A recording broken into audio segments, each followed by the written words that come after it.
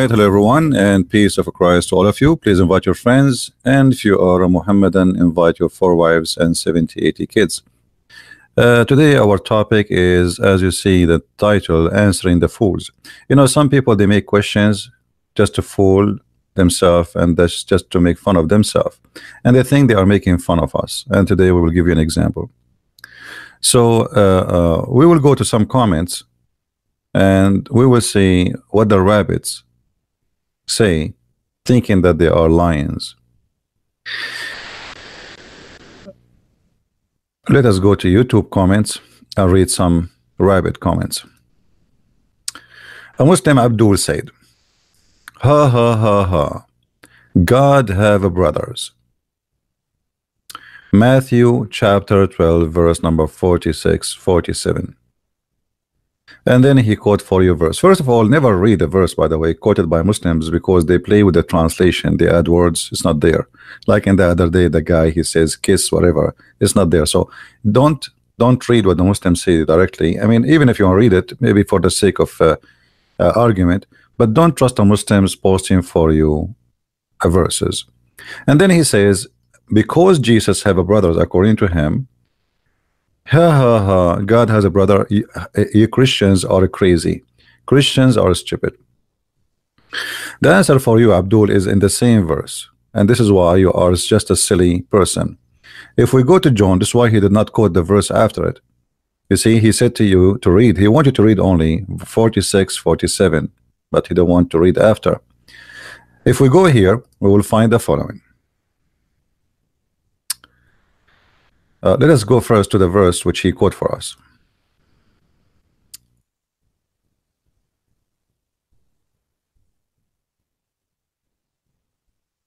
And then we will see why the Muslims he quoted only those verses, because he don't want you to read the verse after it.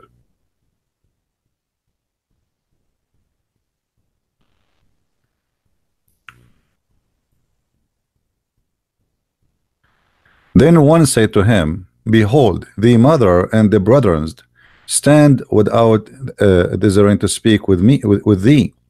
But he answered and said to him, who is my mother? Who is my brethren? And then he stretched forth and his hands, and he says to his disciples, behold, my mother and my brothers. So Jesus confirmed, my friend, as you see, that those who they are waiting outside, they don't present really a brother for him, or even a mother, even though this is his real mother there. The word brother, by the way, does not mean necessarily a brother from from your family. You know, I can say we call each other brothers. So your mother and your brother, those are the ones usually they accompany you. Let us say you're the one you grow with. So those are the brethren, the people they used to see you with them, not necessarily a sibling. And Jesus he make it clear that my brothers and my mother is the one who follow me. Those are my disciples. In the same time, Jesus said in different place and answering you, Abdul, and he said, I am, you are from down below, but I am from above. Who is the one who's talking? Jesus. So Jesus really have no relatives, and he is not a brother or a sister to any. As you see, Jesus is from above, and even the Quran confirmed that. Jesus is the word of God was sent down to Mary. If you go to Quran chapter 9 verse number 19, even the Quran says that Jesus is the Holy Son. Holy Son of who? The Muslims cannot answer. They keep saying to us, the son of Mary. Have you ever a person who is a son of Mary? I mean, he is a son of who? Who is the father of Jesus?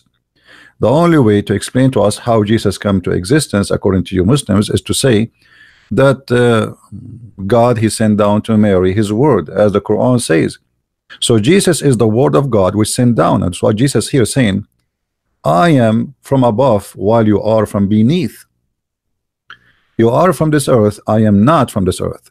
And he said to them, you are of this world, I am not of this world. So the Muslim Abdul, the same book you are reading for us, trying to prove to us that Jesus cannot be God because it says he have brothers. Jesus, he confirmed that he is from above, he is not like us. And yet the Muslim, they say to us, where Jesus said, I am God, worship me. Can Muhammad says, I am from above and you are from beneath? Can Muhammad say, you are from this world, I am not from this world? What does a statement mean? Except he is saying clearly that I am your God. So when a Muslim, he tried to make fun, he just shot himself in the foot, because you just confirm that if you have brothers, according to you, Jesus cannot be God. That's mean Jesus is God in Islam. Why? Because the Quran never mentioned even Mary that she have any husband or she is married to any man. The Quran failed to mention anything about Mary except that she is a virgin who gave birth. And the Quran and the Hadith confirm that there's only one person who was protected from Shaitan. This is your prophet said, when any human being is born, Shaitan touching him in both sides of the body with his two fingers, except Jesus, the son of Mary. So Shaitan, he touched every born human except one. Now, if you ask the Muslims why Jesus is protected, they give you a silly answer, because Mary, she says, protect my my offspring. So if Mary, she have offspring beside Jesus, that means the Quran is wrong, and that means Muhammad is a liar, because here says only one person is the one protected from Shaitan. So if what makes Jesus God, that he is not having brothers or sisters, that's mean he is God in Islam. The same argument Muslims, they say, if Jesus is God, how God die? God never die, neither in Christianity, neither in you know, the Bible is so clear. What we say that Jesus die, when we say Jesus, the flesh of the man die, but God never die. Even you Muslims, you believe that when a person he die, his spirit still alive, and God is a spirit. Our God is a spirit, not like your God who is not a spirit. The God of Islam, for those who do not know, is not a spirit. But here what we see in front of us, that Jesus is unique in everything. Even Shaitan, he cannot make him sinner. The point here of Shaitan touching you is to make you sinner. The sin, this is sin. This is how Muhammad explained how you became a sinner, which is very naive story. That when you are born, Shaitan right away he touch you, and that means he transforms sin into you. He transformed the nature of sin to you. So by touching you, you became a sinner. So there's only one person is a sin free, that is Jesus. You just confirmed to me that this is Jesus is God, because there's nobody without sin as a man. Even Muhammad, he says, "Kull ibn Adam khata." Every son of an Adam is a sinner. Every son of an Adam is a sinner. So when a Muslim he making a statement about Jesus, thinking that he is being smart, the fact he just proved to us that Muhammad is a liar, and the Quran is a book of deception, and the Quran miss a big part of the story about Jesus, mention nothing about Jesus, and the Quran claimed that Mary, she never have a man ever. So now if Jesus being having brothers will make him not God, that means Jesus must be God in Islam, because Jesus in Islam not only he have no father, his mother never get married, and not only that, she never have other children save Jesus. As you see, this is why only one person, Shaitan, could not touch him.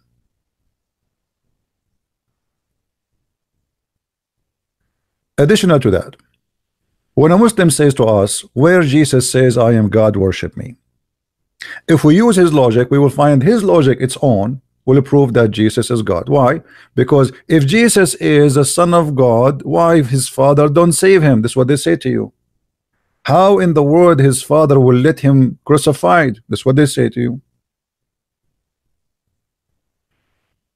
I will use your logic to prove that Jesus then is God.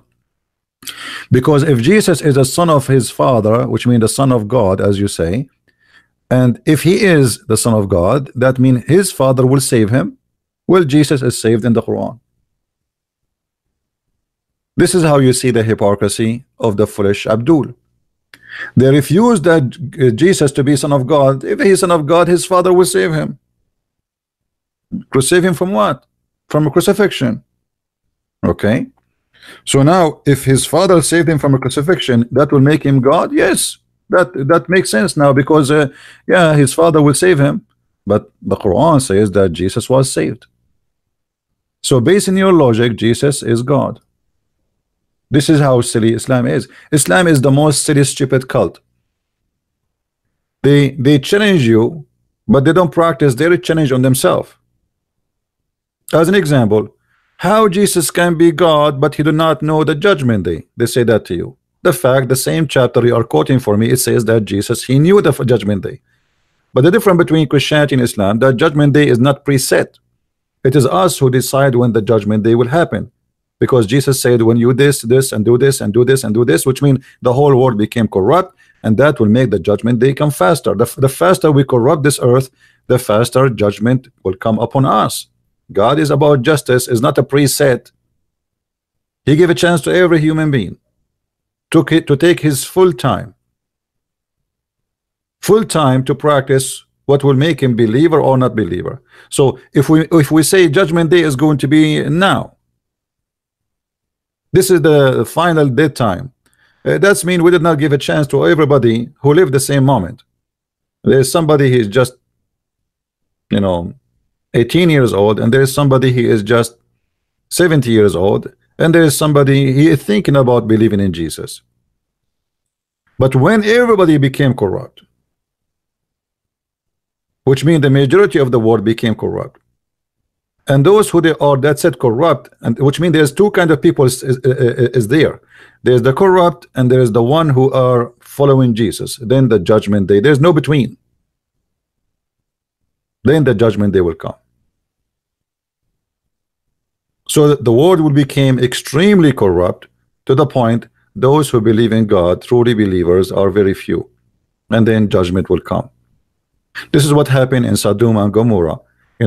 If there is 10 believers there, God will not burn the city. So when the Muslim, they say, if Jesus is God, he should know the judgment day, that means Allah is not God too. In the Quran, in chapter of Al-Qamar, Allah, he do not know the judgment day. Can we practice the logic of Muslims on Islam? Allah in the Quran, in the chapter of the moon god, he says that the judgment day is near and the moon is split. But all of us, we knew there's no moon split, it was just an eclipse, and there's no judgment day come. So it was a false alarm from a false prophet, from a false God.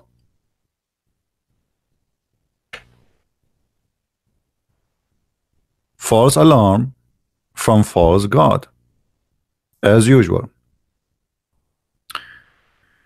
The same rules Muslims, they give it to you to examine Jesus, ask them to use it upon themselves, and you will see how they feel immediately. Like what else the Muslim, they say to you about Jesus to make him not God? Anyone can remind me? Anyone remind me? What else the Muslim, they say that will prevent Jesus from being God? What is that? Jesus he eat? They say that, right? Actually, this is the logic in the Quran. In the Quran, this is how silly the founder of Islam is. He said,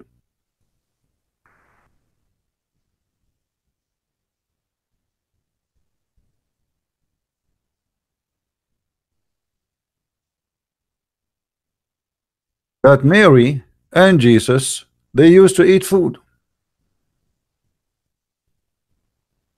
The Messiah, the son of Mary, was no other than a messenger like whom has passed away. By the way, this is a false translation here. The translator, he put it between two brackets to cover the shame and the stupidity of the author of the Quran, because it says قَدْ خَلَتْ مِنْ قَبْلُهُ الرُّسُلُ, which mean all messengers before him, they die. The same Muhammad he used, and he said about him that all messengers before him, they die, which means Jesus did die, is not in heaven as he claimed. قَدْ خَلَتْ مِنْ قَبْلُهُ الرُّسُلُ, all messengers before him pass away, not a few. What do you mean? There was no, look how silly, the stupid. Translation is, the like of whom had passed away before him. Doesn't say that. It says all messengers before him, they pass away. And his mother was stintly women, and they both used to eat earthly food. I mean, come on, how you can believe they are God? They eat food. Here you notice that the Quran is speaking about wrong Trinity and speaking the foolishness of Muhammad, because we Christians don't believe that Mary is God. Secondly, the first miracle Mary she asked Jesus in the Bible is not a secret, that he made the water wine, right? So we know that Jesus he eat and Mary eat. So what is that? I mean, so if Jesus he eat, that will not make him God. Let us make it simple now. So the God of Islam, he cannot eat. He's called Almighty, but he cannot eat, because if he eats, something wrong will happen. He will get poisoned. He will die. He might choke. He might not be able to breathe, or he might have diarrhea. I mean, how serious argument is? What does that mean? Are you saying to me that Allah, he will die if he eat? If you say to me that he needs food, here we go. Jesus, he fasted for 40 days. I want to see any human being fasting for 40 days. 40 days without food, without anything. He have a flesh of a human being, yes, but still he was able to fast for 40 days. Your Prophet Muhammad, when he fasts for 8 hours, but during the 8 hours he suck all the juice he wanted from his wife mouse. Is that right?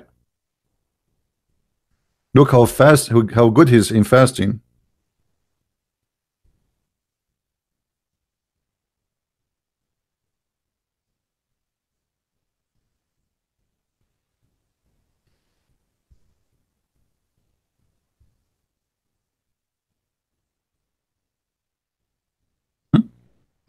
He's really fasting.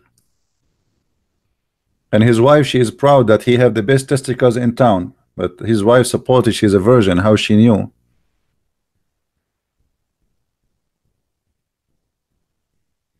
He kissed her and he sucked her tongue.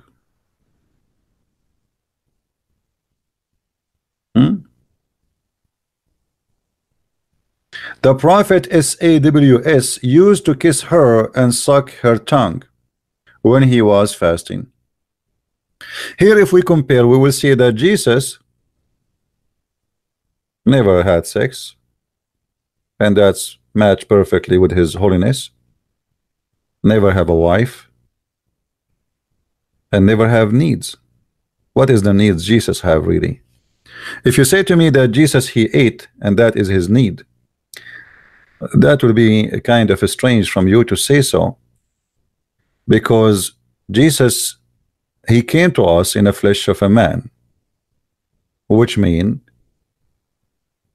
he have the nature of a man, as simple as that. And the nature of the man mean that if you don't drink, you get thirsty.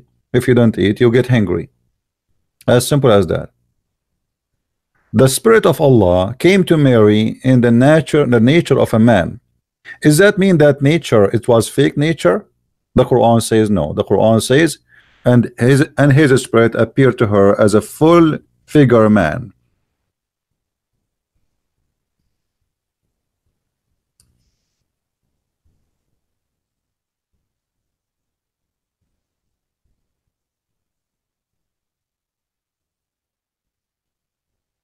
As you see here, chapter 19, verse number 17.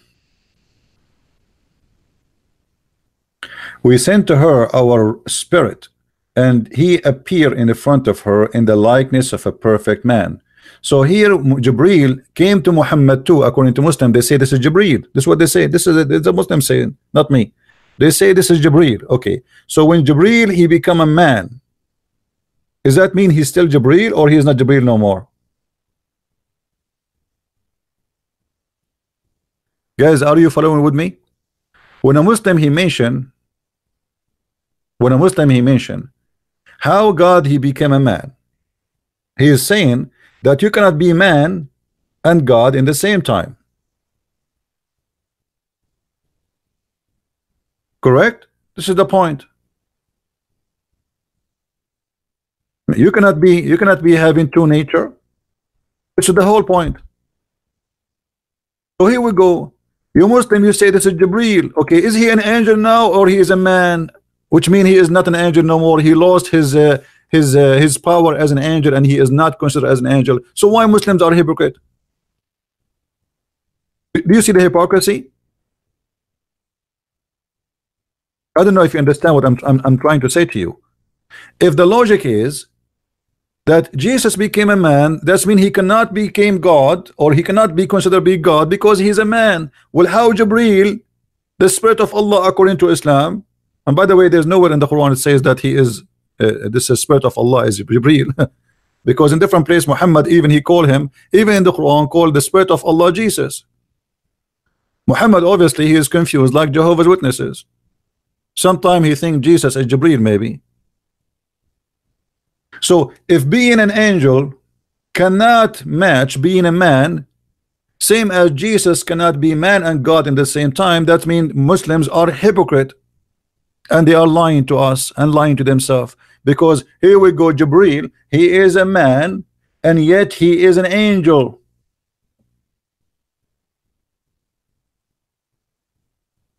So when a Muslim he says to you how God can be a man, what you as a Christian should say to him, learn how to beat the Abduls from their cult. Don't start explaining to them from the Bible. Don't waste your time. He is not even listening. He's an Abdul. According to his prophet, Shaitan, he pissed in his ears. I can show you the reference. So don't try to explain to somebody Shaitan, he pissed in his ears. What you mean? Get him busted from his book. Are we following, people? A person who Shaitan pissed in his ears, he will not listen. And by the way, I'm not the one who said that.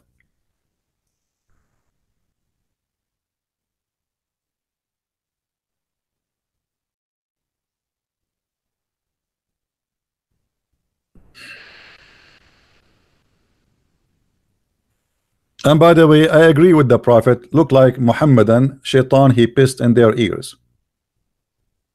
It's so clear and proven by science. Muhammad, he tried to explain the wax in the ears of the people, so he come with this stupid story.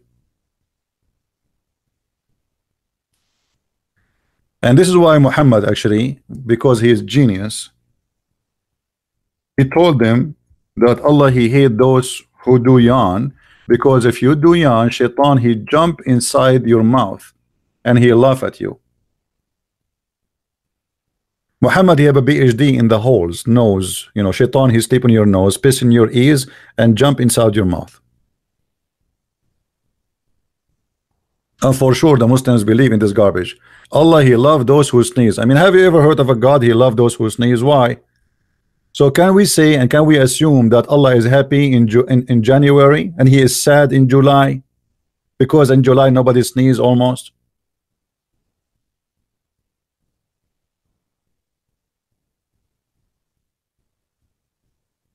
And don't do yawning, because Shaitan, he will jump inside your hole in your mouth and he will laugh at you.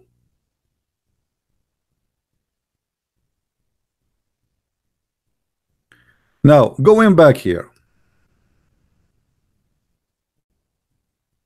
and I challenge any Abdul to post an answer for this.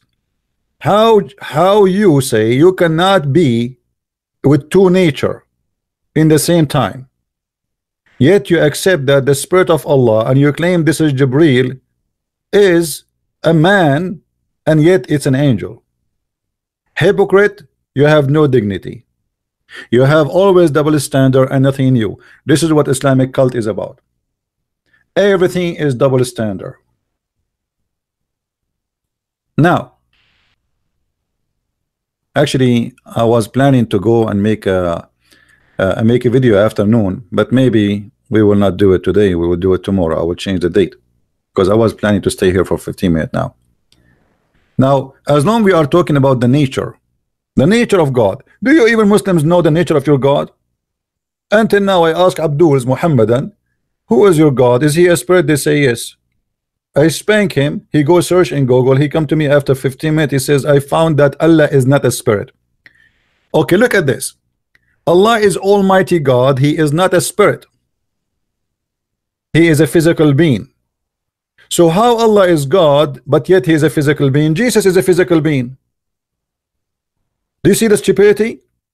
If you cannot accept God to be a physical being, then how you accept Allah as God, yet he is a physical being?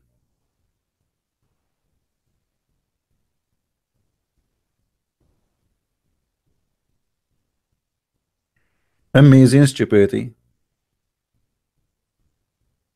You go on YouTube, search Allah have hand, have fingers, have chin, have mouth, have lips, have ears. Physically. Or what the Muslim says to you, we cannot compare, brother. We cannot compare between them, brother. We cannot compare. What do you mean you cannot compare? Compare? I can't compare, because simply the second you say that Allah he have a hand, he just compare that. By giving that part, that name, he just compare. It is not me who compare, you idiot. If you say that Allah have a hand, by saying that you compare. You are using our terms and conditions for parts. When we say a hand, it means something have fingers and we can grab with it. The dog does not have hands.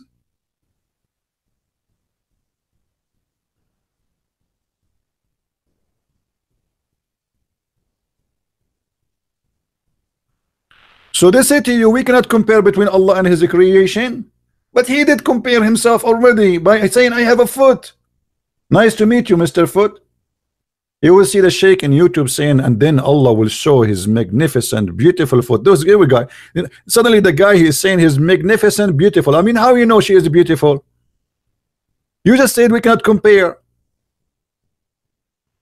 I mean, look the stupidity. The same video he says to you, we cannot compare between Allah and his creation, is the same video he says his magnificent, beautiful foot. So you just said to me that he's beautiful, and we have many beautiful things around us. We know what beautiful mean. Allah have a foot, but it's magnificent. But who care?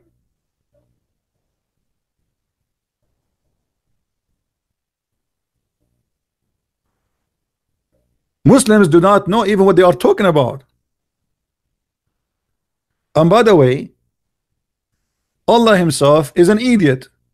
When they ask Muhammad, what is the spirit? Like the Muslims, they ask them, what is the spirit? They say to you as Jibreel. But you Muslims are ignorant. Allah himself do not know. How you know? If they ask Muhammad, they are asking you about the spirit, chapter 17 verse number 85. They asking thee concerning the spirit, say the spirit by the command of my lords. Thank you very much. What is the answer? Allah himself do not know. Imagine, guys, somebody he call you from overseas and he say, hey, I have a question, I need really an answer for it. And then you go home and you say, okay, I want to search and I will get you the answer because Allah will give me the answer. And then he go away for 2 weeks, 3 weeks, and then he say, he come over, I get you the answer from Allah. And then you come back, he says, Allah, he says, only Allah knows what is the spirit. Have you ever heard of a cult like this? Well, they are asking you what is the spirit. You say you have little knowledge. This is why they are asking you, supposedly. I mean, do you see how stupid this verse is? They are asking you what is the spirit. You say to them you do not know. This is the answer. You do not know. Allah knows. Okay, so they are asking you what is the answer. So Allah, he took a vacation, he went to Disneyland, he relaxed, he put some lotion in over his 5 fingers and his magnificent foot, and then he come to us with an answer saying, only I know, only me, I know what the answer. But what is the answer? You notice always Muslims, they don't focus in the quality. They focus in silly stuff. As an example, how Jesus can be God, but he have a physical body, but their God is a physical body.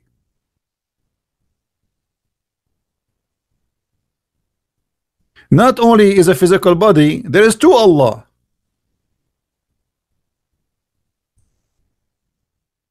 How many Allah there is? There is 2. And we can prove it with reference.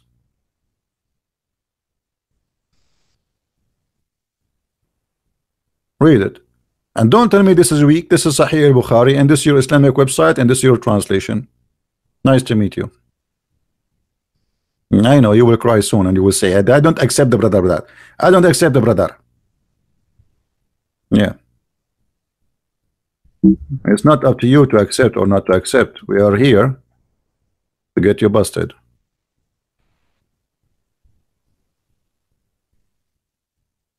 Look at this God. There is two Allah in Islam. Allah will come to them in a shape other than they knew and will say, I am your Lord. And they will say, we kick your ass, you are not our Lord. We spit at you. Get out of here. Do you see it? Abdul, do you see it? Okay. So now let us think about this. Allah, he changed his shape. This is not his original shape, obviously. To the point the Muslims, they get disgusted, like they want to vomit. This is, what is the magnificent foot of Allah? Disgusting. This is the, we want to see the magnificent foot of Allah, the magnificent hand of Allah. This is disgusting, very hairy. So the Muslims get disgusted and they spit on Allah and they say to him, you are shaitan. This is why they say to him, we seek refuge with Allah from you, which means you are shaitan. Okay, what happened here? This is Allah number 2. This is Allah number 2. The proof in front of you. Allah, he come to them in a shape other than the one which what? Which they saw first time. Or the one they knew. This is different shape, different Allah, new Allah. So now we have two Allah. We have Allah the new shape, we have Allah the old shape. Allah the new shape will be rejected. Allah the old shape will accept it. This is why here it says after that, and then Allah will come to them. They say to him, when Allah come to us, or our Lord come to us, we will recognize him. Then Allah will come to them in a shape they knew, and they will say, I'm your Lord. And they will say, no doubt, Abdul, no doubt, you are our Lord. So we have two Allah. Allah with the shape number 1, Allah with the shape number 2. Which one of you worship? Obviously you Muslims accept shape number 2 if we go by order here, and 1 if we go by the logic. So Allah shape number 2 is the one you worship. Allah shape number 1 is the one you reject. So based in your prophet teaching, you have two Allah. Because now what happened to Allah number 2? Question to the Muslims. When Allah became the shape of Allah number 2, what Allah did to Allah number 1? Are you guys following with me? Are we following? What happened to Allah number 1? Did Allah shape number 2 killed Allah number 1? Did Allah put him to sleep? What happened to him? There's two Allah. Based on this is Muhammad talking, not me.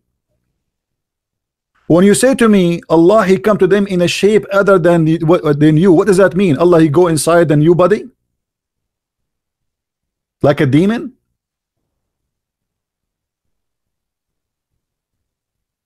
So look what happened here. If you rejected Jesus because Jesus come to you in a shape other than the one you know for God, I am not surprised because you do that to Allah too. Are you getting my point? Allah, their God, he is their God. They bow down for him 5 times a day, and many fart come out, and gasoline, and disaster drama. You know, you put your head in the ass of the one before you, and the one behind you put his head in your ass. All of this, and then yet Allah, he come to them just because he changed his shape. The Muslims, they spit at him, and they say to him, you are not our Allah.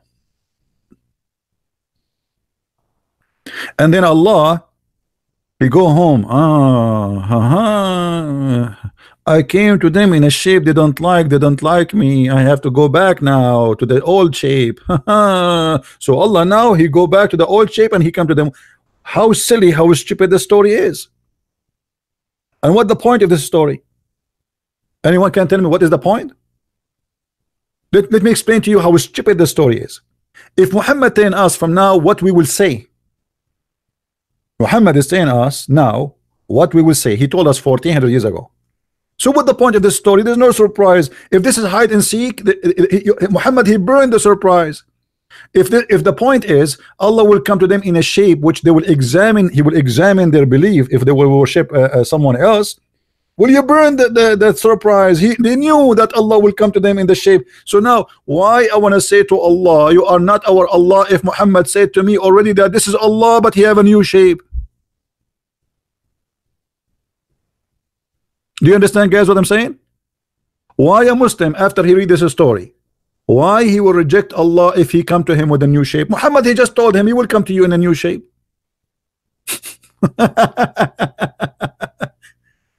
I mean, this is stupid. It is insulting to their God. Muslims, they are saying to Allah, you are shaitan, but this is Allah. Is that a sin, brother? Brother, is that a sin to say to Allah, you are not Allah, and we seek refuge from you by Allah, which means you are shaitan? Is that sin? This is stupid. You just insulted your God, made fun of him, and kicked his ass.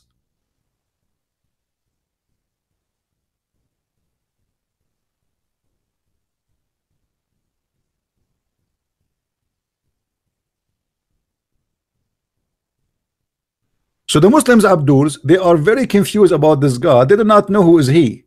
If we ask a Muslim what Allah mean, they do not know. What the meaning of the word Allah, they do not know. You see articles saying to you, mean the creator. Big false lie. There's nowhere in Arabic it says Allah mean the creator. First of all, this is not an Arabic word. Second of all, it is not Allah. It is Allah, which mean God-lah, moon God.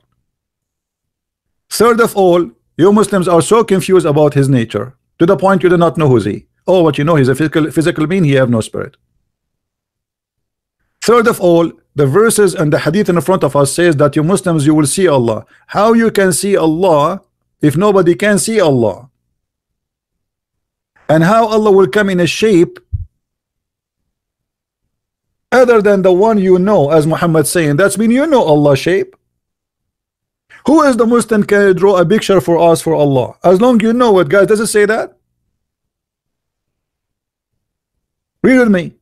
Muhammad said Allah will come to them in a shape other than they know. What the shape you know? Either Muhammad is making fun of you, or you have to tell me what the shape you know.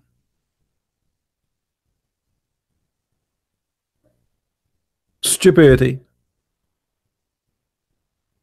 In different hadith, Muhammad, he make bigger poo-poo. As usual, nothing new.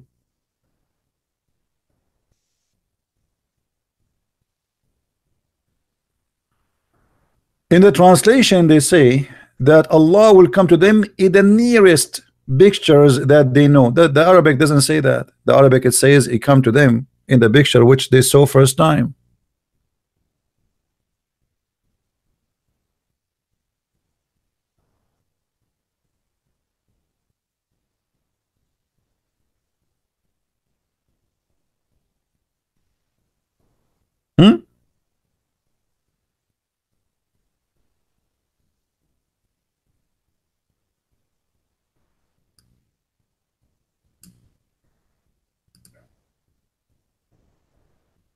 Read carefully with me.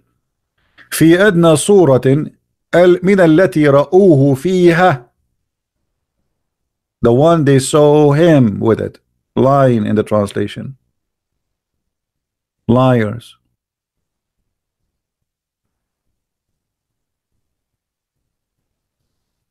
This is why I say always, you cannot trust a Muslim translation in anything.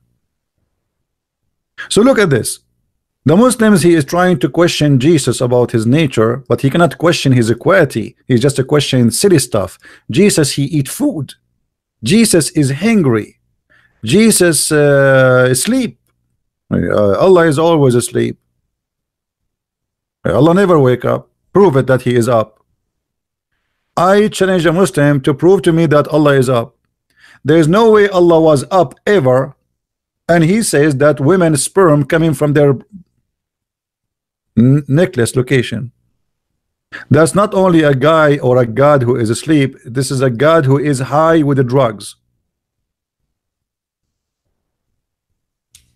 Your God, he think the sun set in murky water. He do not know how the birds are created. He knew. I do not know how.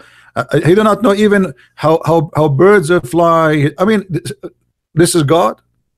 Let us focus in the quality of Jesus and the quality of Allah. The quality of Allah. What is the quality of Allah? Number one quality is stupid, and we can prove it from the first verse in the Quran. If Allah not stupid, he will not say in the name of Allah. You are Allah. If Allah not stupid, he will not say praise be to Allah. You are Allah. You see the Muslim, they say to you, this is a prayer. No, this is not a prayer. This is Allah talking. He did not say to you there, pray like this. Did he? Did he give you this chapter saying pray like this? No. So the quality of Allah, number one quality is a stupidity, and a stupidity is a wide range of stupidity. Science stupidity, history stupidity, names, even Allah cannot quote a name correctly. Isa, who is Isa? Who is Isa? One verse in the Quran he called Ibrahim Ibrahim, and one verse he called it Abraham. Which one of them? I mean, what, he changed his tongue? Israel. Who is Israel? If you read the whole Quran from the beginning to the end, you will not find anywhere introduction to a guy his name is Israel. Who is Israel? The Quran is full of verses keep saying the children of Israel, children of Israel. Okay, who is this guy Israel? Nobody knows. In order to know, you have to read the Bible. Why? Because the Quran is a shish kebab book. Right away in chapter 2 verse number 40, suddenly we hear a story saying, oh children of Israel. Shouldn't you tell us first who is Israel? Who is Israel? They do not know. What Israel mean? They do not know. Who is Jibreel? He is the angel of God. What Jibreel mean? They do not know. Who is Mikael? He is the angel of God. What Mikael mean? They do not know. What Maryam mean? They do not know. What Isa mean? They do not know. What Al-Masih mean? They do not know. What Moses mean? They do not know. What Harun mean? Aaron? They do not know. What Allah mean? They do not know. So what do you know? What do you know? You have just a religion says to us, oh, worship Allah, which he knows nothing. Names he stole them from other religion and he put them in his book, and now we have a religion is called Islam. Nothing, all of Islam is based on in a theft, to the point that the founder of Islam do not know. Shouldn't Muhammad tell us what Jibreel mean? I mean Jibreel, what Jibreel? And why Jibreel have a name Jibreel? Why he don't have an Arabic name? You see, Allah he wrote in his chair the Shahada in Arabic. So why all his angels are not Arab?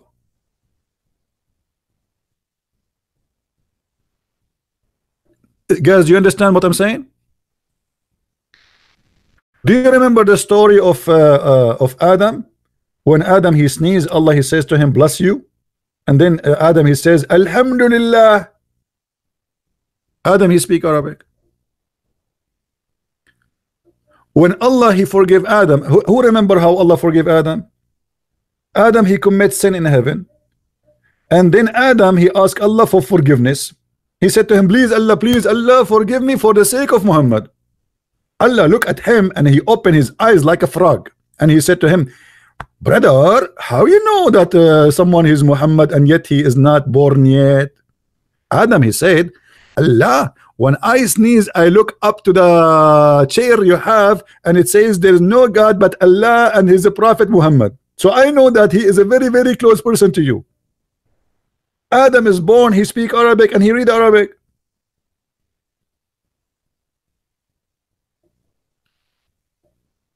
So why Allah angels, all of them, they are not Arab and they have no Arabic names? Jibreel, Mikael, Israfil. The names, by the way, all of them prove Allah to be a thief.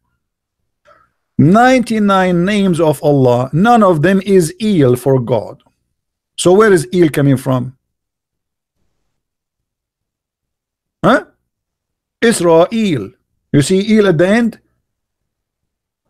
The thief Muhammad do not know that those are not one word. This is two words. This is actually a sentence. It's not even a name. The same as Ishmael, the same as Abraham, the same as Musa, the same as, you know, all of them, they are not really a name. It's a presentation, it's a statement.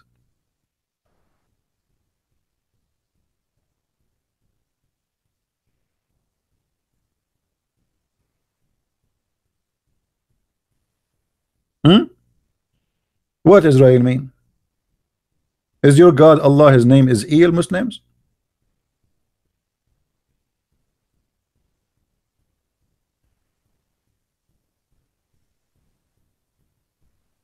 They do not know. What Mikael mean? They do not know. What Azrael mean? Azrael, the angel whose specialty is death.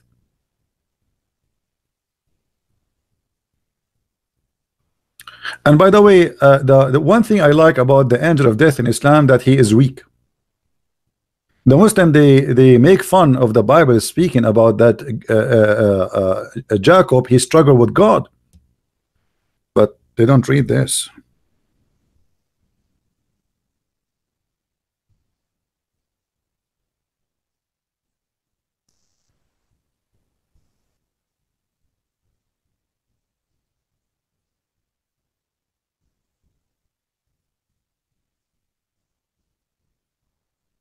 Let us see the hadith.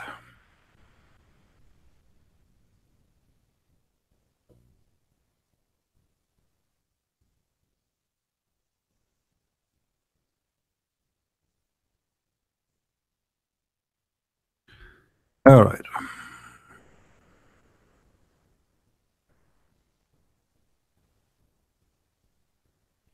Read this hadith with me.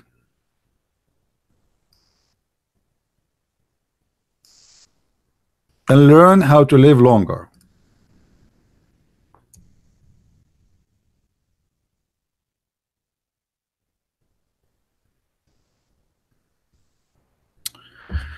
Sahih Muslim. Abu Huraira, the father of the cats, reported that the angel of death was sent to Moses. Sent to him to do what? To take his life from him. All right? To inform him that his Lord summons when he come. Moses boxed him. And his eyes was knocked out. The angel of death came back to Allah and he sent to him, hold on, I need to explain the story in better way. Excuse me, you might not understand my English, so I have to switch to Urdu. Brother and sister, the Prophet said that Allah Almighty, he sent his angel Azrael to take the soul of a prophet put upon him, Musa. And when the angel arrived to Musa, he had a black belt, and he started boxing him like and the poor angel, he have no match. He is no match to Musa, because Musa is very well trained. He went to the Dakudi, he went to the training center, he have a black belt, he have yellow belt, he have all kind of the belt, but he don't have underwear. And the brother and the Jibreel, he was there watching. It was like a match between two maths. And then the angel, after he lost the fight with Musa, he went back to Allah and he said to him, you send me to a slave of Allah who don't want to die. Look what he did to me. And brother, here you see the miracle. Allah, he fixed the eyes of the angel Israel, and he put it back, and he fixed his wings, because he broke his wing too, and now he cannot fly. I mean, isn't it obvious this is a true story? You sent me to a servant who don't want to die. Allah restored his eyes back in the proper place. So if you ask me when you are going to die, Christian Prince, I will say to you it's going to take long time before I die based on this, because I have a black belt, I have shish kebab belt, I have all. I will go to the store right now, buy all the belts of boxing. Why Muhammad Ali he die? I mean, who is better in boxing from this guy, this fool who converted to Islam? Box the angel of death. Do what Moses did.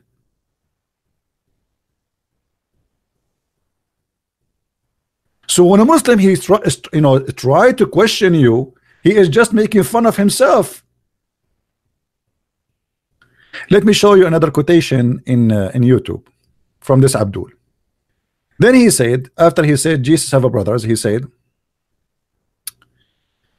the God of the Bible gave David his master wives. The God of the Bible gave David his master wives. The verse there, my friend Abdul Potato, it says that God saying to David, I gave you all the kingdom of Israel. Read it. Even you posted, you idiot. Which means all the glory of the kings before you, you've been given. But David never have any of those wives for his own. So you have now the control of everything. His kingdom, his throne, all of Israel is yours. And I will even give you more. However, did your prophet says that Allah will give him the wives of other men? You see, you are the one who brought that yourself. Your prophet says that Allah, he promised him to have women, which is really, really crazy to wish to have. Muhammad, he claimed that in the heaven of Allah, he is going to have sex with those following women. Allah will marry him to marry the mother of Jesus. God gave women to David. Look at your sick prophet.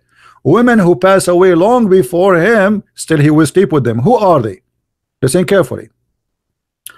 Those are the list of women Muhammad, he will sleep with them in heaven. And some of them he slept with them already. Is it sufficient for you among the women of mankind or Maryam? Muhammad, he claimed he is going to have sex with Maryam. This is how filthy crazy he is. Yes, he is.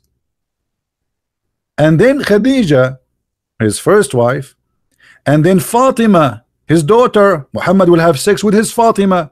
Now the Muslim, they say, hold on. It doesn't say he will have sex. What do you mean it doesn't say? It says, isn't it sufficient for you women? And he count the women, and those women, they will sleep with him. Maryam and Khadija and Asiya, the wife of the Pharaoh, and Fatima. Why Fatima is there? Is Fatima owned by Muhammad? So look at this. Actually, if you have my book Sex and Allah, you will see Muhammad, he says to his wife Khadija in the bed of death, he said to her, send my greeting to my wives in heaven. Send what? Send my greeting to my wives in heaven. She said to him, Muhammad, did you marry women before me? He said, no, but those are women Allah promised to marry me in heaven.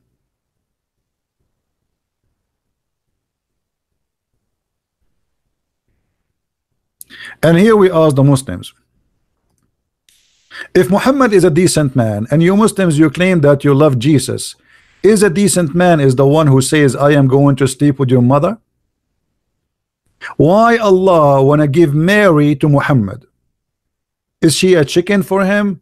Is she a sex toy? Is she, God forgive me for saying what I'm saying, I'm just exposing your stupid false prophet. What kind of a sick sex maniac, he even wished women who died long before him to be in his bed? Why Muhammad want to have Fatima? Why Muhammad want to have the wife of the Pharaoh? Even the wife of the Pharaoh? Why?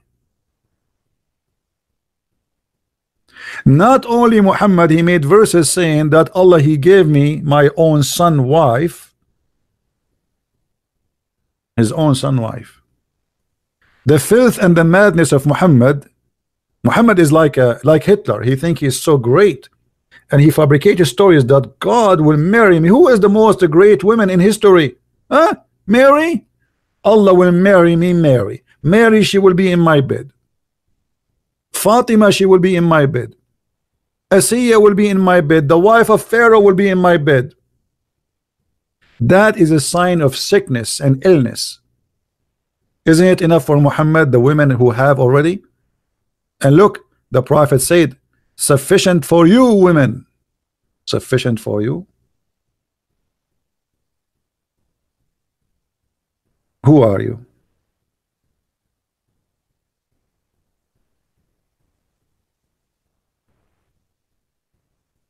If Muhammad was exist today, he will start the first one. He will change the list. He will change Maryam. He will change it to Kardashian, because Muhammad is just after famous names.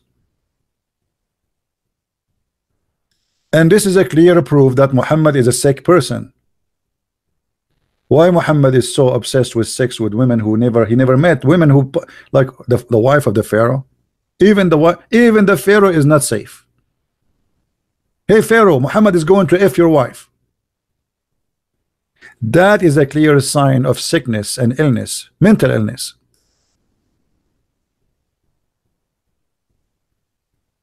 Right?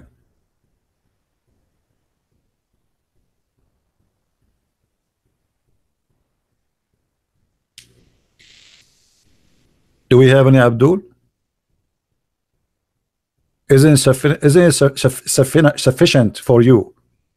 Sufficient, brother, sufficient for you among the women. Who are you? Allah is. This is why Aisha, she knew that Muhammad is a perverted man. He is not a prophet of God, and he cannot be considered a decent man. So she said to him, Inni ara rabbuka yusari'u ila hawaka ya Muhammad.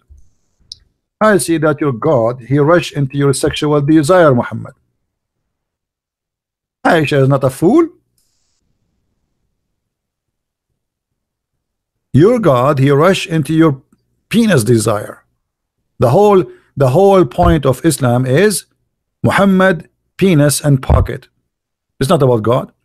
That's why Muhammad, when he says attack the Roman and get the blondie girls, he did not say attack the Roman to spread Islam. He said attack the Roman so you can get the blondie girls. This is the agenda, and this is the target. Al-khumsu lillahi wa rasuluhu. The fifth of every booty is for Muhammad.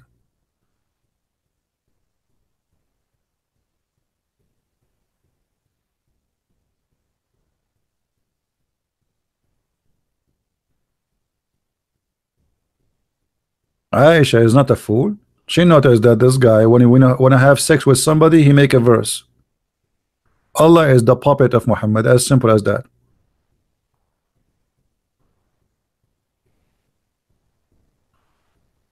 What else?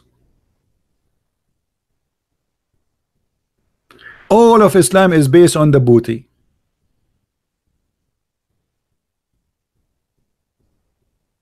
Women, Safiya, who is the one who raped Safiya? Abdul, Safiya.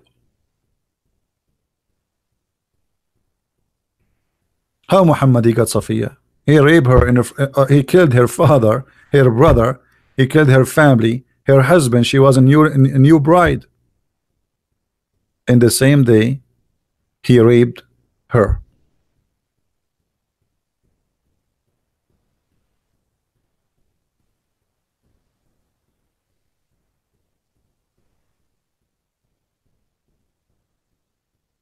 Do we have any Muslim here?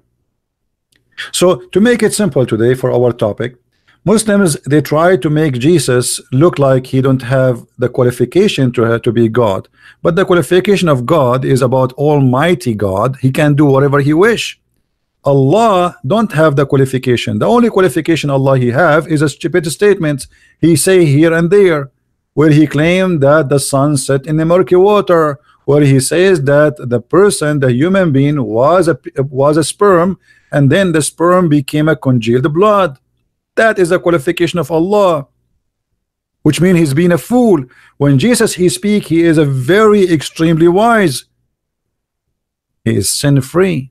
Even Quran chapter 19 verse 19, it says clearly that he is a holy son. Holy son of who? Holy son of who?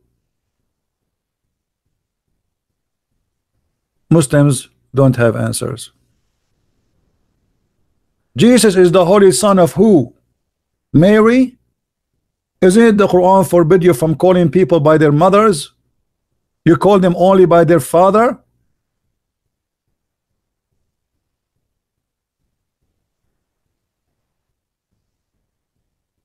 So Jesus, son of who? He is the holy son.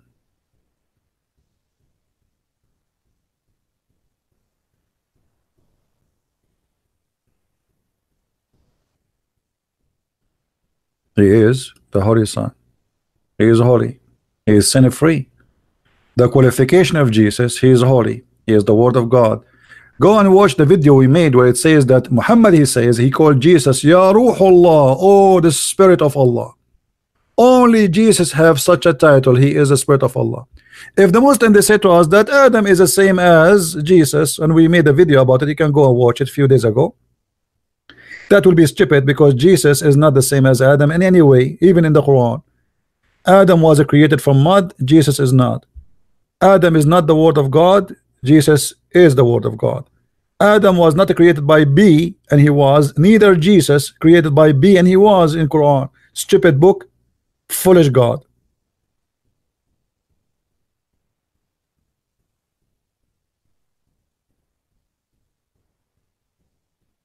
This is why I cannot take the God of Islam seriously. Very silly religion, very silly cult.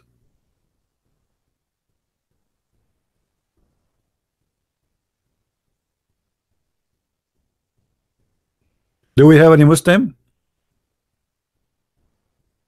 Any Muslim can tell us why even Allah he think as an example that the Samari he was exist in the time of Moses?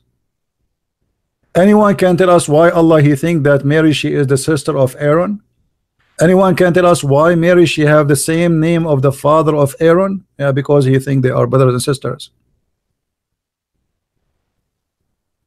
Huh?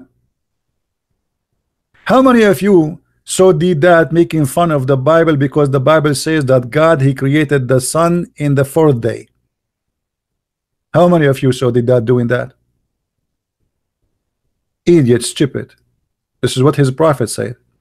You see, always Muslims they make fun of us because they are stupid. They say Didat is a scholar. Didat is an idiot like Zakir Naik. They are just copy paste. They memorize, but they have no knowledge.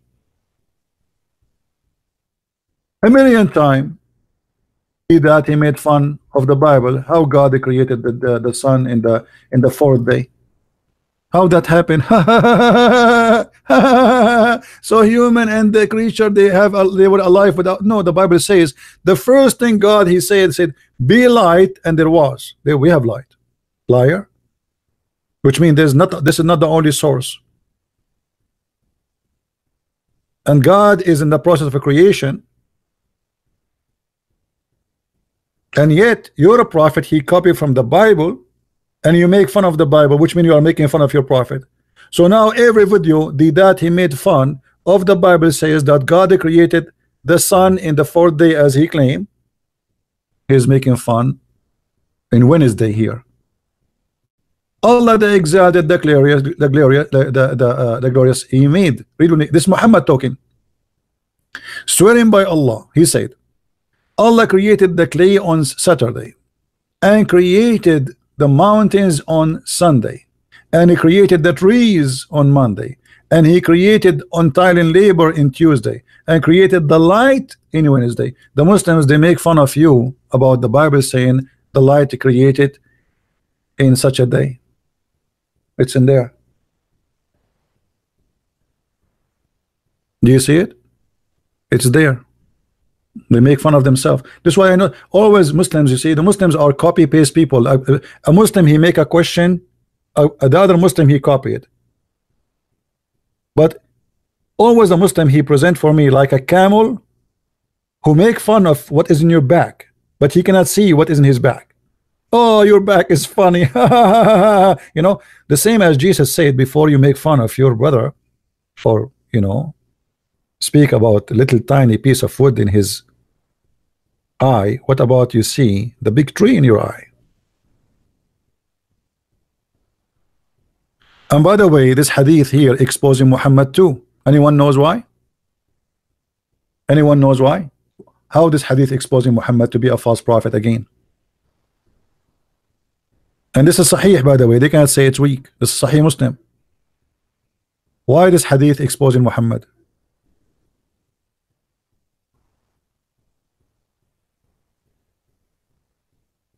Who knows? Who noticed here something wrong in this story here, showing us the foolishness of Muhammad? No, forget about the creation. I mean, but look how many days. How many days of creation? The Quran says Allah created the earth and the heaven in 6 days. Hey, let us count together. Saturday, Sunday, Monday, Tuesday, Wednesday, Thursday, and Friday. What is the total?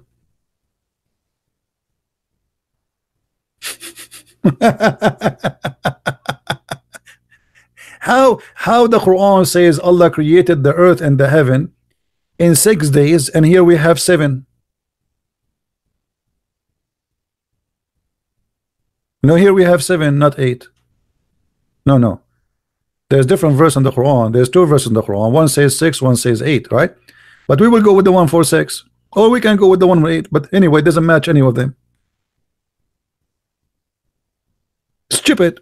This is what happened when a person is a false prophet. Here we go. Muhammad is counting for us the days of creation. So now they became 7. And what we will do now? This is Sahih. And Allah created Adam a Friday afternoon.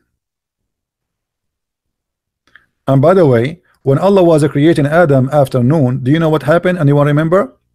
Adam, he said to Allah, finish me before the sunset. Which is hilarious. I mean, Adam is just in the process of making, and now he knew that the sun is going to set. How does this guy know the sunset?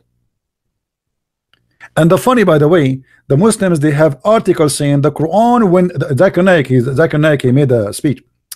Brother Sitter, in the Bible, it said that God created the earth and the heaven in 6 days. In the Quran, it's used the 6 days, but it means period. It's not about 6 days at 24 hours. So it is 6 period, and it's millions of years. Look at the liar. I mean, look, what a liar. Here we go. Your prophet saying Saturday, Monday, Sunday, Tuesday, Wednesday, Friday afternoon. And then they say that this is the mistake in the Bible. In the Bible it says 6 days, but in fact the Quran says 6 period. 6 period? You are the one who have a period. And you better put a diaper.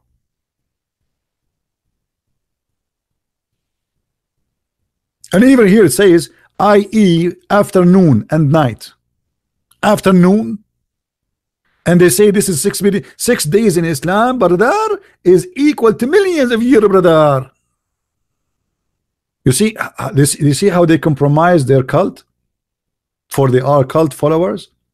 They change the meaning of their cult just to make it match with the claim of science.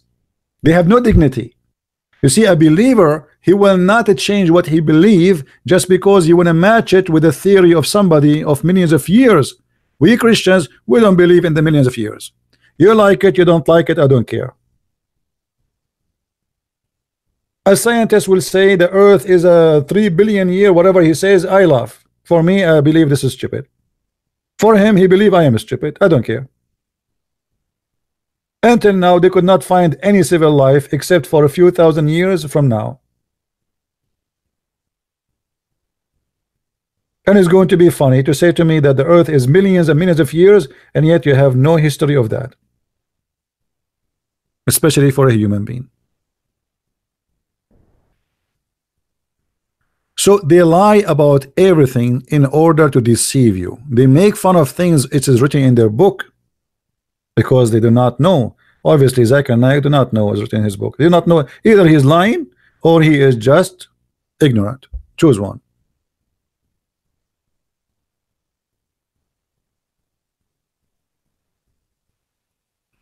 If you are a Muslim and you wanna debate me, my friend, you can do that. Just post in my Facebook page that I want to debate you. We click at your Facebook page. We have to see, verify that you are qualified to debate me, which means you have to be a person. Either you are a person who is very well known between the Muslims, that you are doing da'wah to bring people to Islam, or you are a sheikh with long beard. Short beard is okay. We accept all sizes. I know that in Islam size does matter, but we accept. But we don't want to waste our time with speaking to kids, because to be honest with you, debating a kid is like being foolish. Kids, I mean, what? They do not even know what they are worshiping. So we will debate about what?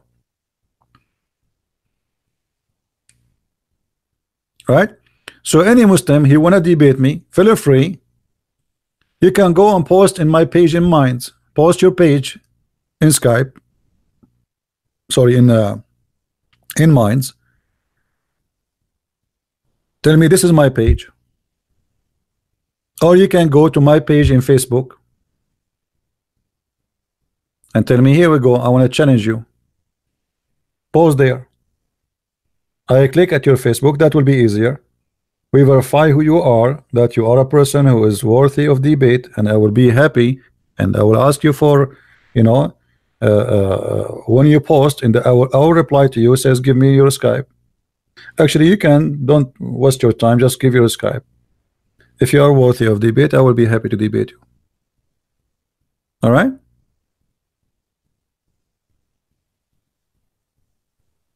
And this is an open invitation for anyone who claim knowledge in the cult of Islam. All right?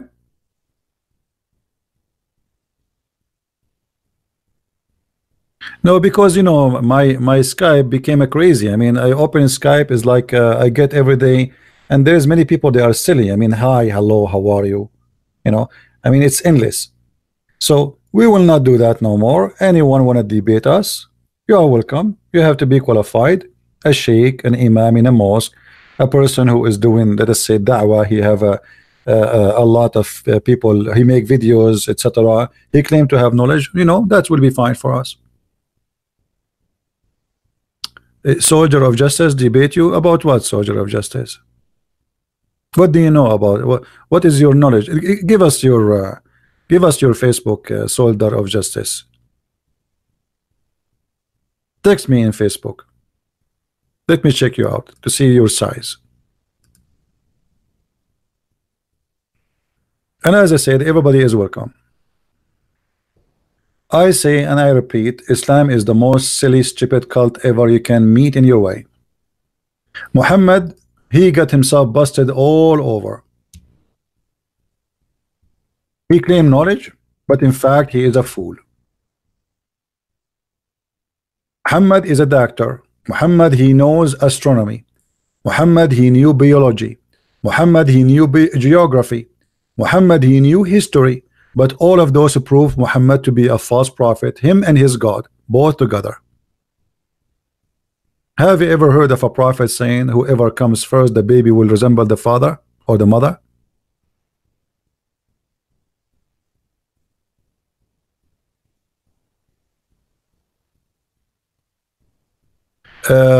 Slick Star, let me tell you how stupid what you are saying.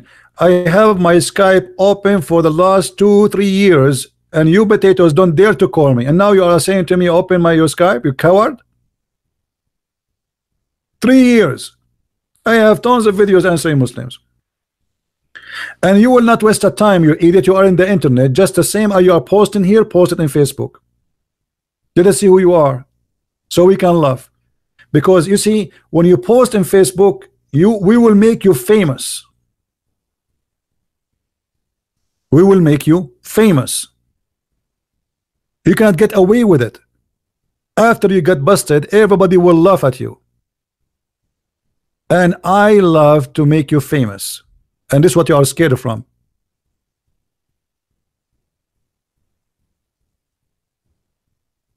We will put your Facebook page. Everybody will know who did that to you and who are you. I am here to make the fool famous. Do you dare?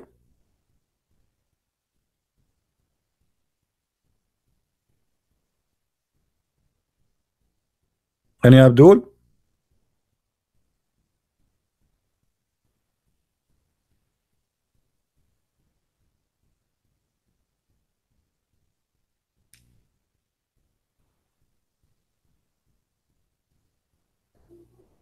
Well, I don't care if you are a Muslim or not. Obviously, you are a donkey looking for attention.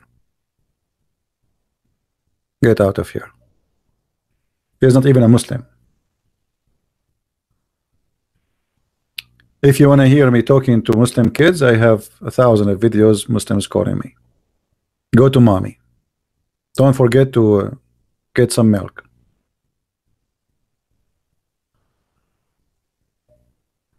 Any Muslim?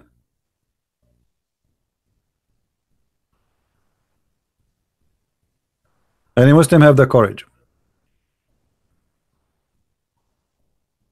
Who is a Muslim have the courage? We want to make you famous.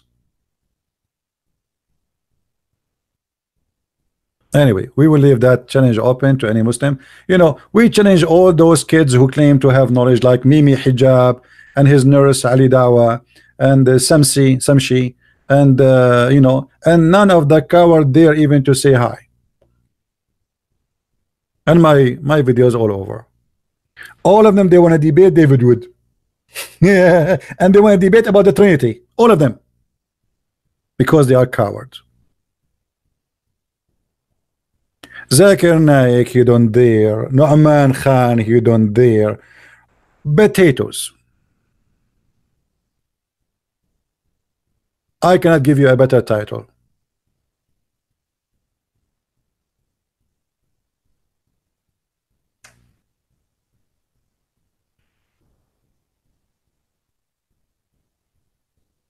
And by the way, I mean, this is proven to be that they are cowards, because they received the challenge, even they spoke about me, but yet they cannot debate me. And I will call you. Don't call me. Give me your Skype. I will call you. What I can do more? Give me your Skype. What about those Abdul? They say, okay, I have my Skype open. I challenge Christian Prince to call me. They will not do that.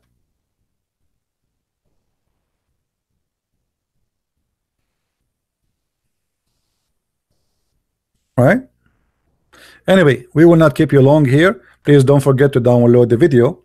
And if you have orgasm in the coming future, soon future, don't forget, if your wife is better look than you, you're better, my friend, to let her come before you, because the Prophet, Dr. Muhammad, he is the best to know what will happen next. You better not to have orgasm first, otherwise your son will look like you. And that means if you are ugly, your son will look ugly. If you want to have a beautiful daughter, she look like your wife, if she is beautiful, then let your wife have orgasm first, and Dr. Muhammad, who is specialized in orgasm, give us an advice. I mean, this is alone is a proof to me that Muhammad is a prophet of God. Do I need to read more books? And by the way, is that Sahih or this is weak? Sahih. So what we will do now? It is Sahih.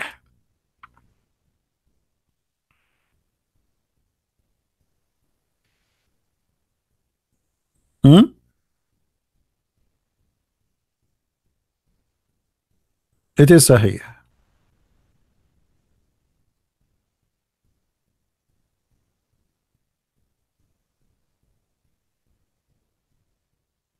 Anyone?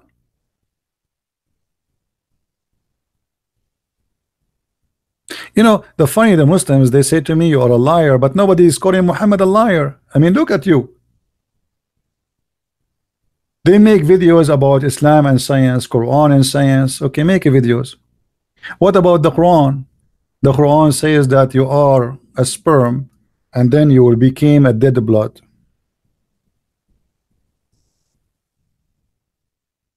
Is that true? Brother, is that true?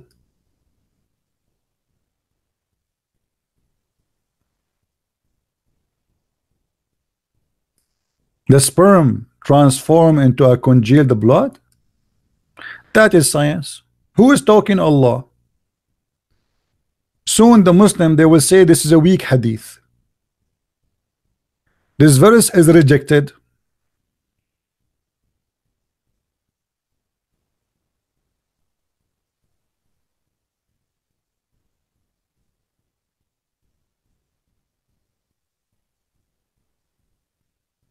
Any Muslim? According to science, the first thing you are a sperm, and then the second thing you became a congealed blood,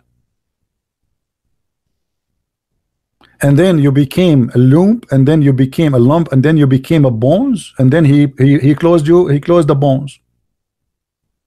Is that science? The Muslims, they have tons of articles trying to fool you about science in the Quran.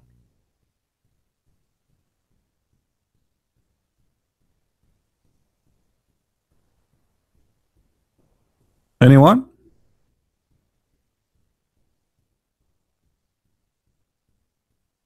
This is science?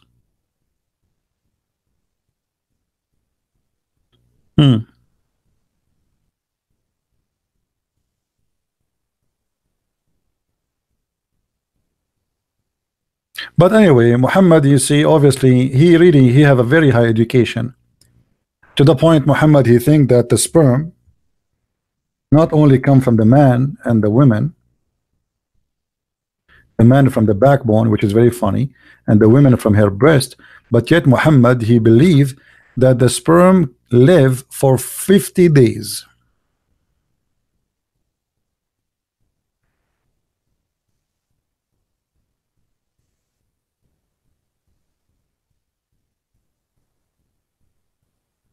Which one is lying? The doctors or Muhammad?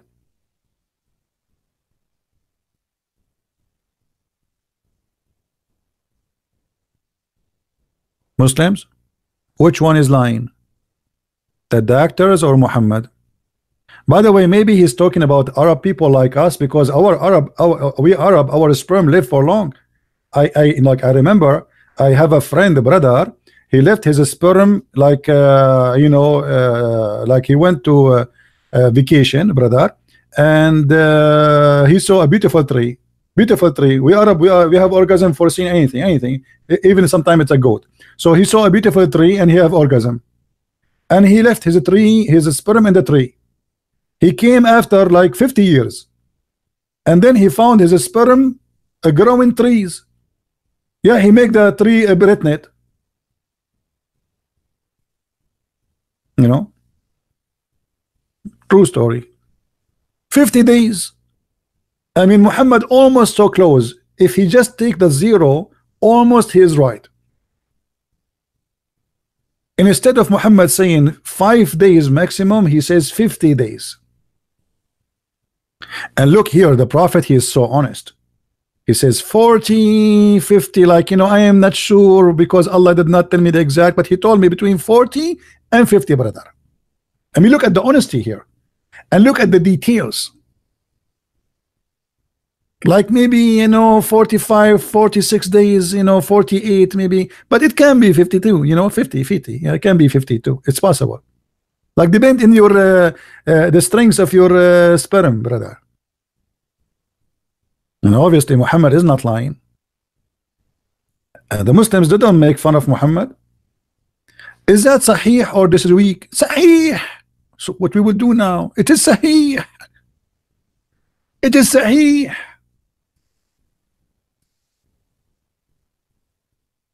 And the funny, according to Muhammad, the last stage in the creation of the baby is male or female. The last thing at the end, like Allah now, the angel, he asked Allah, make a nose here or make a hole. The last thing, make a vagina or make a penis.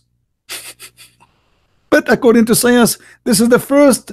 This is decided even when it is a sperm. This is not the last stage. According to Muhammad, this is the last thing. Allah, what do you want me Allah to do now? Make it a male or a female? And by the way, why the angel is the one who's asking Allah male or female? He is the one who's creating the baby, or Allah? So look like Allah, he sent the angel inside the vagina of the women, and he's working inside. Like, okay, now we cook him. Now we cook the sperm, brother, and we make it. We will keep the sperm going in a trip journey Disneyland for 50 days, and after that we make it a congealed blood.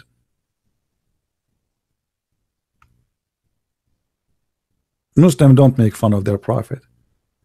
They say he is the truthful and he is telling the truth.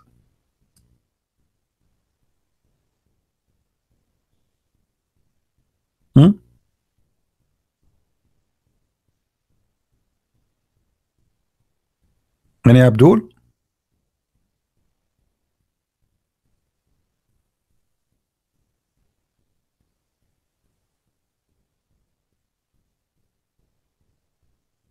Yeah, the word resemble the parents is about male or female. The Muslim, they might try to say to you it doesn't say that, but it's about a male and female. We can prove it. Actually, I have a video about it. You can go and watch it.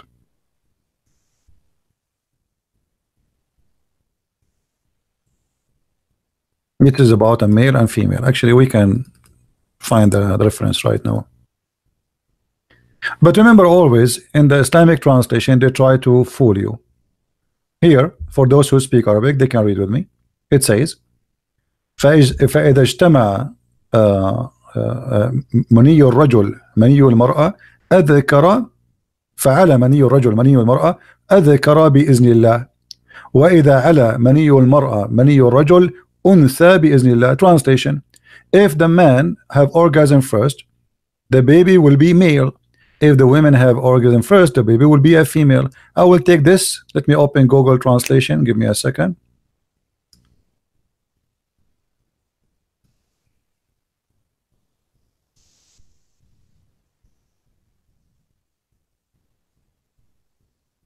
We have to use Google Translation because we know, I mean, what we can do. You guys don't speak Arabic. And the English translation, they try to hide it. So I will copy in the front of your eyes. Here, read with me. Copy. And then we go to Google. Paste. Where's Google? Here we go. Here we go. I'm pasting exactly the same sentence. Translation. Here, like, you know, the translation is really funny. If a man, his orgasm came first before the women, and if the women better, I mean, translation is really horrible. What the heck is that? The word many translated as from, or you know, which is a sperm. Let us see what we can do. Even the word does not, like, you see here it says, so as the baby will become a female or a male. You know, here it says a male and then it says a female, but in the translation it's come really funny. I don't know why. I mean, Google is really stupid. If you go to the Arabic the English translation made by the Abdul, you will find that they hide all the story. Let us see. Look what the Muslims add. The Muslims add between the bracket chromosome. Chromosome. Muhammad, he was saying a chromosome. So look how they fabricate. They ask him what make the baby male or female. He said the women water, not substance, water. The man water is white and thick, and the women water is yellow and thin. And here look, the both eye ovum central partition. This is a lie. This is about the women liquid in her vagina when she have orgasm, and we can show from the other hadith. And when they have sexual intercourse, if here the translation, the male substance doesn't say that. If the water of the man come before the water of the women, the child will be a male. Here look what they say. They make it a chromosome and genes. Do you see it? You see the liars? How we can get them busted easy? Go to the other hadith.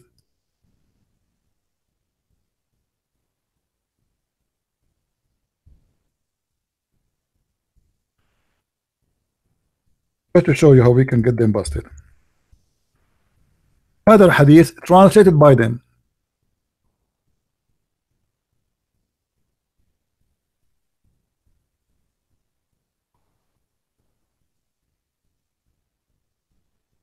A woman, she came to Muhammad and she said to him, if a woman she see a liquid in her vagina, should she wash? So this is a liquid not about the chromosome, this is a liquid in her vagina. She have a wet dream. Muhammad, he says, yes, you have to wash if you see a discharge. If she sees that, something you can see. Then his wife, she said, does that really happen? Which means, does the women have a discharge? He said, yes, the water of the man is thick and white, the water of the women thin and yellow. That is what she see in her vagina. All right. And here you notice Muhammad comparing between the white thick sperm of the man and the white and the yellow thin water of the woman, which is a sperm. And this is exactly in agreement with the Quran, chapter 86, verse number 6 and 7. A woman, she came to the Prophet, says, in the case of a woman, she must take a bath. So Salim said, I was, etc., you know, blah blah blah blah. You know, she saw a wet dream. Look what he said to her. He says, well, otherwise, how can a child resemble her? The man discharge, i.e. sperm, is thick, and the woman discharge is yellow. Do you see it says discharge? The one who asked me, do you see it says discharge? This is discharge, not a chromosome. So Muhammad, he claimed the one who decide the gender is the one who discharge first, and he described them. So when the Muslims in the other translation, they try to fabricate a translation and add a chromosome, they are trying to hide the shame and the stupidity of their prophet.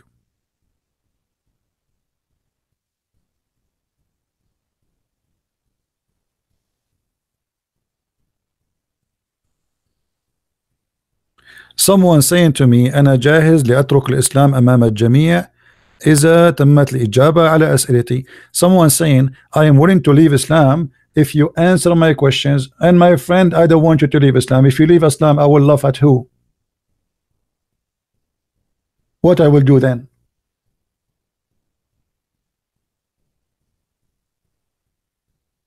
And look how stupid you are.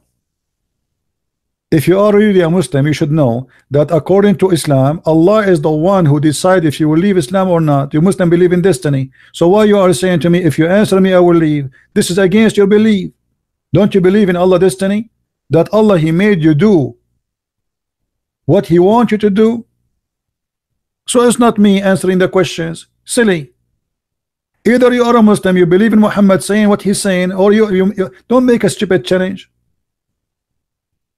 Isn't it your God? He says that Allah, even when you are a sperm, He says you will be believer or not believer. A sperm, you are not even sperm yet. Absolutely, I'm not nice. I'm an Arab.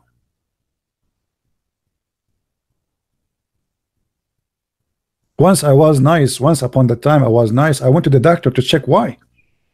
I told the doctor, like, hey, listen, I am an Arab, and I don't know. Yesterday I was nice. The doctor, he says, like, that's strange. And what do you feel? I said, I feel like so nice. He said, this is really even more dangerous. He said, should we do like a scan for you? I said, I don't know. ما أدري, you know. And but thanks to Allah, the second day I was not nice anymore.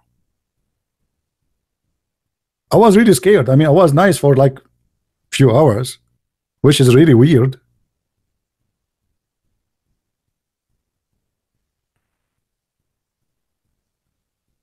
Anyone? According to Islam, Allah, He made you bad or good before He created you. Actually, the hadith we were reading a second ago, it was saying that. Read with me.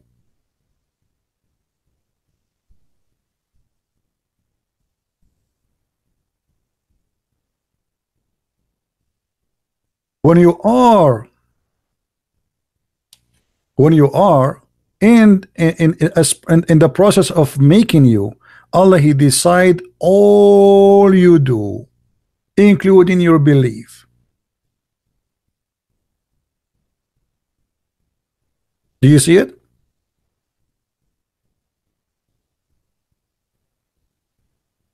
And this is why Muhammad, he says, a person, he might do the work of people of hellfire until there's a distance of 1 cubit between him and hellfire, and then what is written by Allah will take over and he will go to heaven. Do you see it? It's destiny.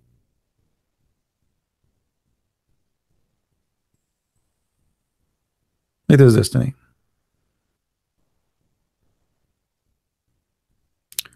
Maybe this guy is serious about leaving Islam. Okay, I will call him.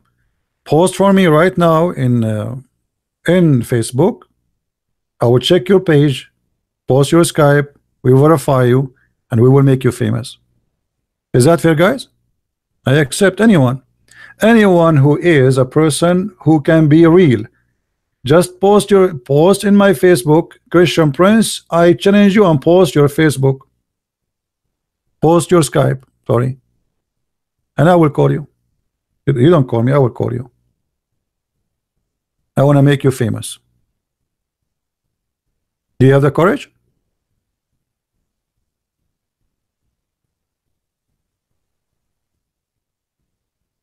Do you have the courage?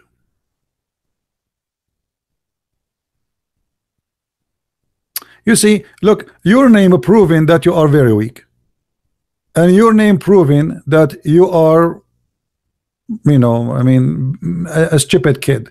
If you are not a kid, you will not call yourself, my name is Anti-Christian Prince. There is no way somebody is a scholar, he will call himself. You must be 13 years old, boy.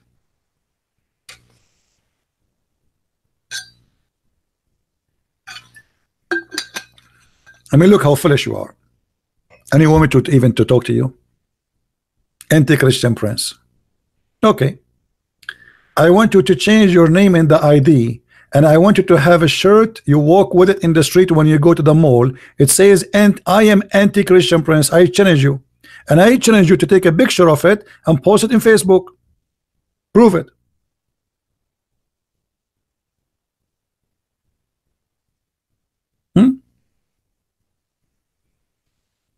And look how scary I am, to the point Muslims are Anti-Christian Prince. This is how what I do, changing lives and collapsing Islam. Anti-Christian Prince. Carios John, my friend, my brother, please don't repeat the same message and make it copy letter. Just once, that's enough. There's no need to repeat it over and over and over. Anyway, do we have any Muslim here? There is a Muslim scholar, or you have knowledge?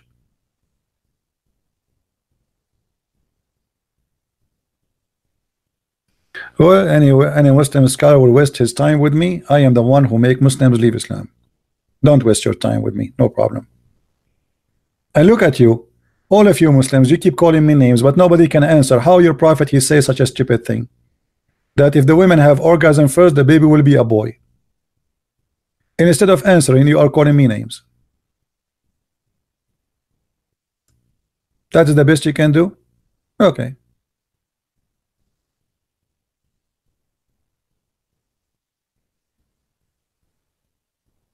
The sperm will stay alive for 50 days. The best you can do, you call me names? The sperm is coming from the backbone of the man. The best you can do to solve the problem, you call me names? Okay, keep trying. But what about the women? She have a sperm coming from her ribs. I will never get married. It was not the plan. I mean, you go to the bedroom with your wife, and your wife, she start taking off her clothes, and then what? And instead of having two beautiful breasts, you find two huge testicles. Call me names, call me names. No answer. Still, you cannot answer me. Here we go. This is your Quran, and this is your interpretation, and this is your prophet, and I have nothing to do with it. Women, they have a breast testicles.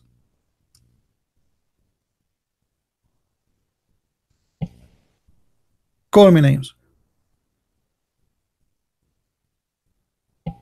Call me names. Here we go.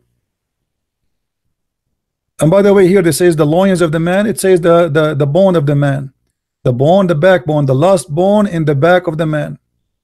We can change the interpretation for you, Abdul, if you don't like this one. We can show you Ibn Kathir. Do you like Ibn Kathir, brother? What do you think about showing you Ibn Kathir? Let us show you Ibn Kathir. Don't call Ibn Kathir names, brother. Not nice. That's not nice.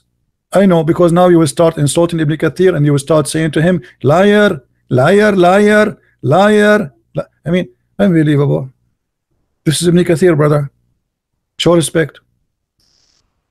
Okay. This is Ibn Kathir, brother. I will show it to you on the screen. As you see, this is your website. I'm very thankful for the Muslims, by the way, because they made those websites for free for us, so we can get Muhammad busted. Chapter 86, verse number. By the way, Ibn Kathir in English is far away from the truth. But anyway, and Ibn Kathir, he made his interpretation to defend Islam, not to explain Islam. Look what he said. Brother, I hope you will not say, I challenge you, Ibn Kathir, to debate me. Coward, Ibn Kathir. I challenge you, you are wrong. Okay, read. Let the man see what he is created from. He created from water gushing forth, meaning the sexual fluid comes from the breast, bursting forth from the man and the women, bursting forth. And then he says, proceeding from the backbone and the ribs. Oops, oops, oops, oops, oops, oops, oops, oops, oops, oops, oops, oops, oops. The backbone of the man and the ribs of the women. Hey, brother, this must be true.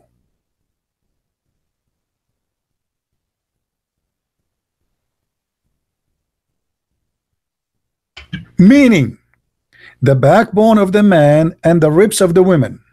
Who is saying that? Ibn Kathir, not me. Which is referring to her chest. MashaAllah, MashaAllah. So there is a gushing fluid of the women, sexual fluid. She have orgasm. It comes from her ribs. Any Muslim there?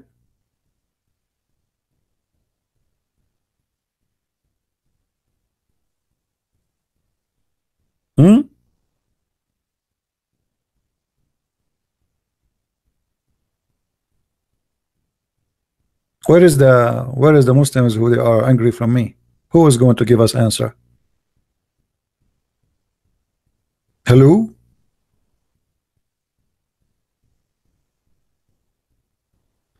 Ibn Kathir explain more for the smart Muslims who like to learn. Proceeding from between the backbone and the ribs, the backbone of the man and the ribs of the women, i.e., it is a fluid. It is yellow, fine in texture. The child will not be born except from both of them, i.e., their sexual fluid. Do you see it, Muslims?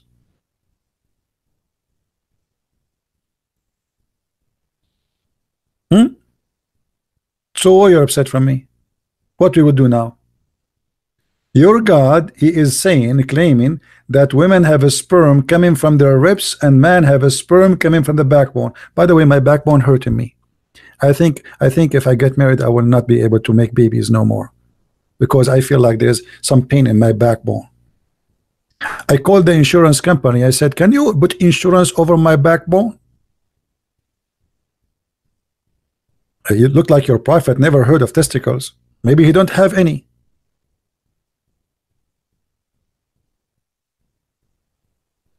Any Muslim have an answer?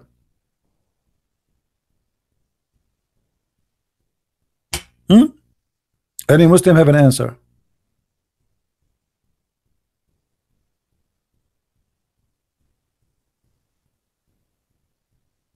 You know, a Muslim listening to this, he looked like a panda bear, and he is eating a carrot.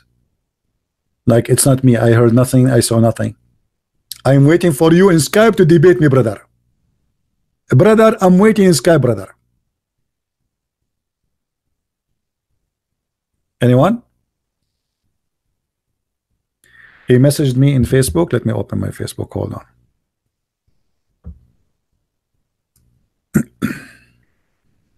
I hope so.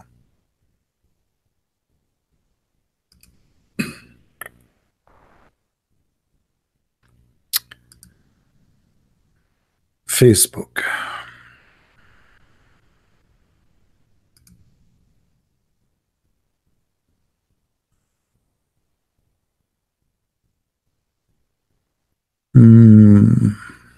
No, he did not. He's a liar. I see all notification here.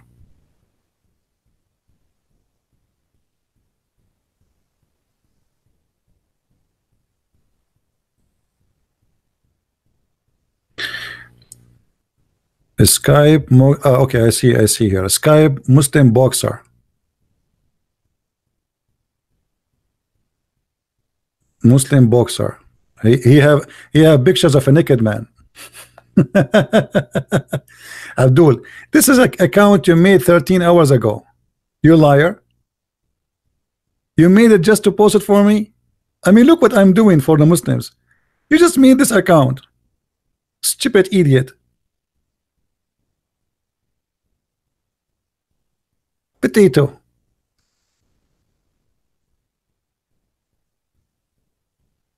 Do you believe it? He just made the account. The kid. But anyway, you know what? I'm going to call you just for fun. What do you think, guys? Shall I call him just for fun? Just for fun. I mean, what we will lose. And I know that this is the guy who says, me. Yeah, me. The one who told me I look like my father. Okay, let me find you in Skype. Hold on.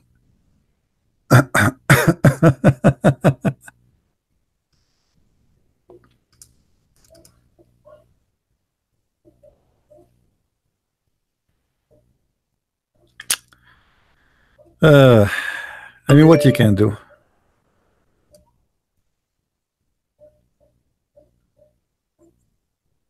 I know that this is the same kid who always call.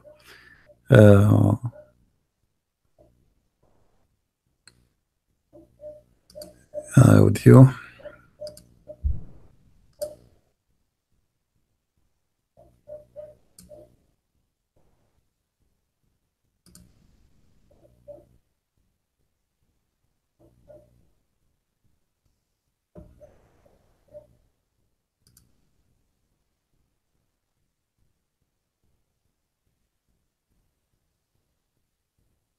Answer, Abdul. I'm calling you.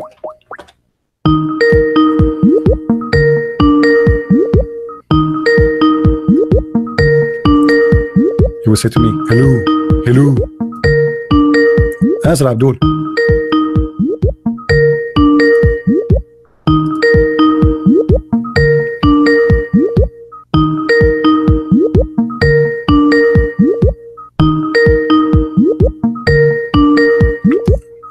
Are you going to answer or what?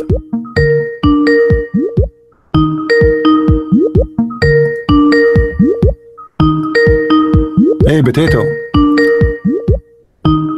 He called himself CB Buster. He told you he's a potato. You don't even dare to answer. Just get lost.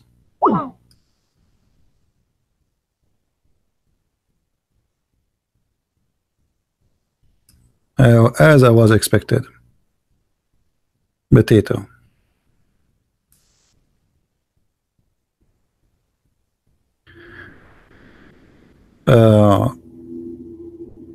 Yeah, he's a boxer, yeah.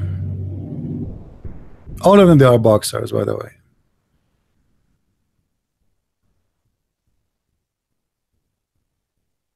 All of them. Anyone? Who is next? Just for fun. Who is next?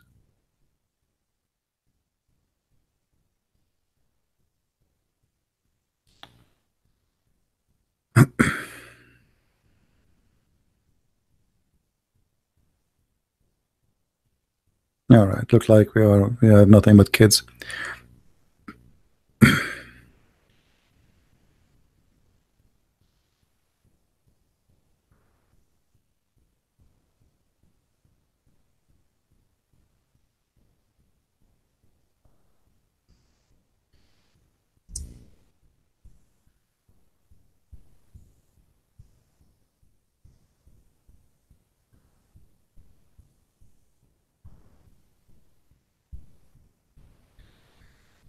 Oh boy.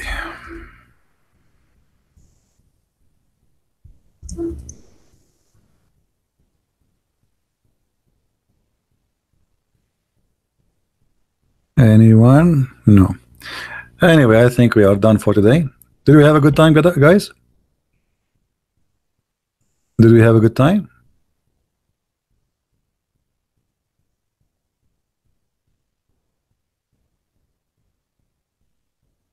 Don't post for me in Skype saying, you create a Skype, just fake Skype, just to, fake Facebook, potato.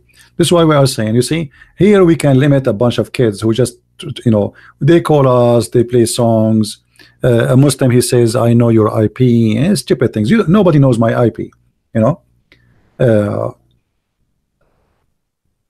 You will know the proxy IP, and the maximum they can do, they can flood that IP, which is not my IP, and that will make the proxy disconnect me. But even that now will not work anymore. I did change the company for the proxy which I used to do.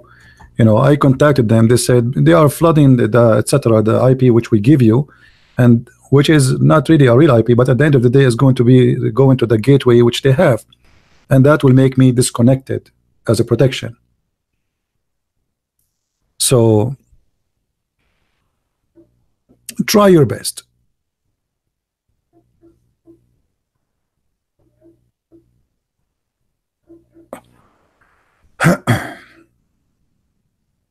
And Abdul,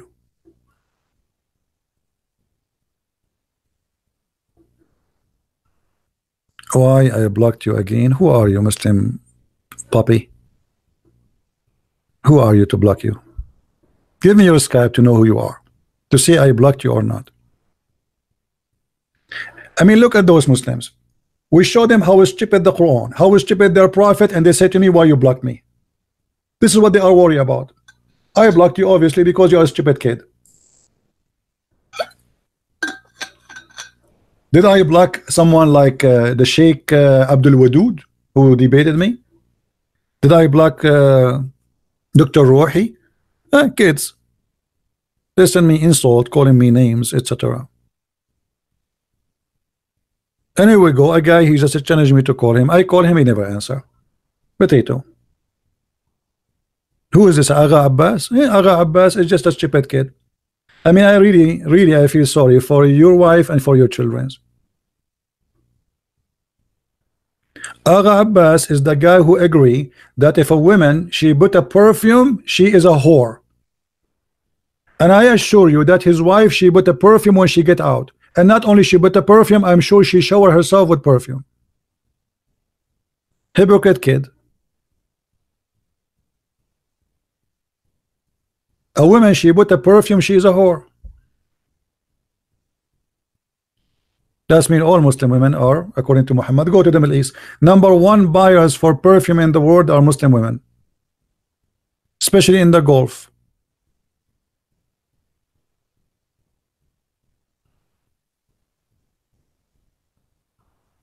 All right. Muhammad, he don't consider a woman she gave herself to him to sleep with her a whore, but a woman she put a perfume, she is a whore. Muhammad, he have no problem with women she is offering herself for one night stand muta is a whore, but a woman she have a perfume, she is a whore.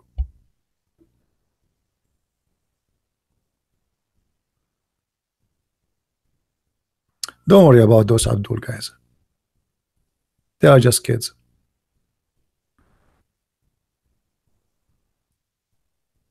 Any brave Muslim?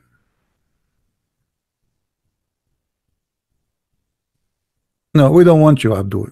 Go. We have no place here for kids. Very clear challenge.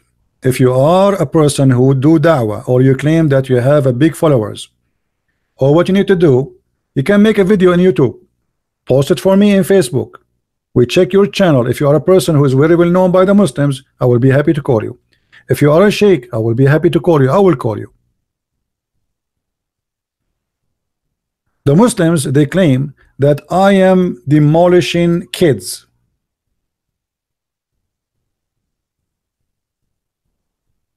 So where is your scholars? Was Dr. Rohi a kid?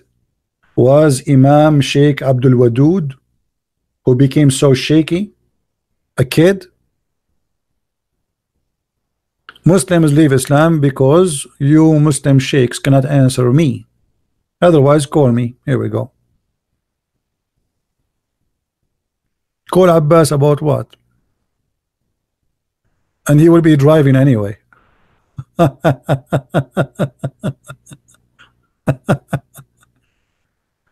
He will be driving, trust me. Hold on. This is a guy. He's a Muslim, but look, he's using a Christian name, Tom Christ. Tom Christ. Okay, let me show you what he posted.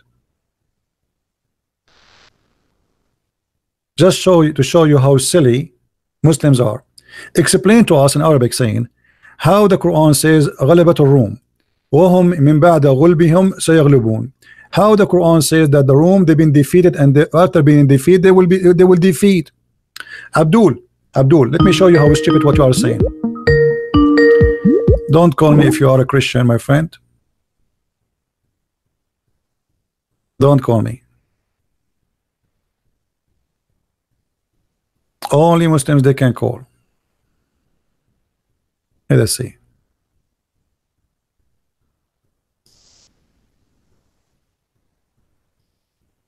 Let me go back.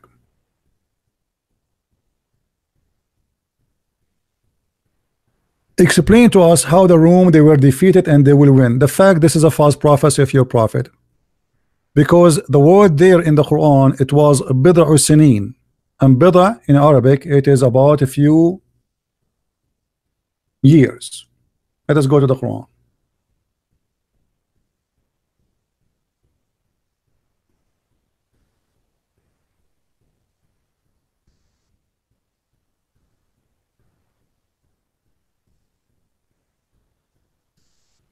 The Roman, and by the way, imagine here how stupid the statement is.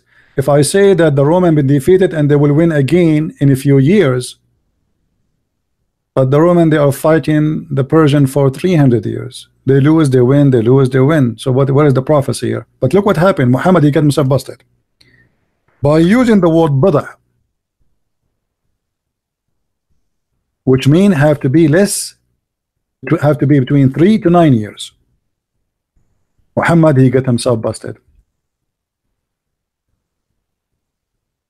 This verse was said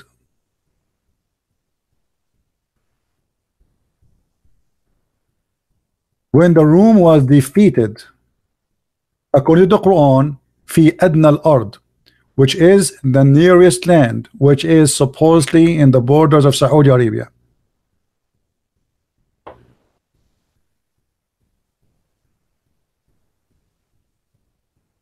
Read carefully. The Roman being defeated in the nearer land, the more close borders to Saudi Arabia or the Arabian Peninsula. That is not Jerusalem. That is supposedly can be Tabuk. However,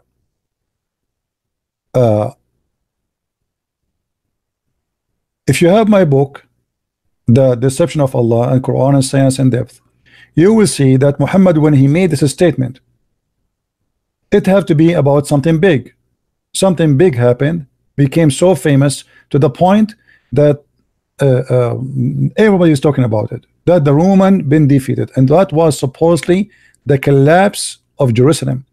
But look what Muhammad he says the nearer land, what the Muslims called Jerusalem, guys. Oh, you didn't see the screen, sorry, I'm sorry.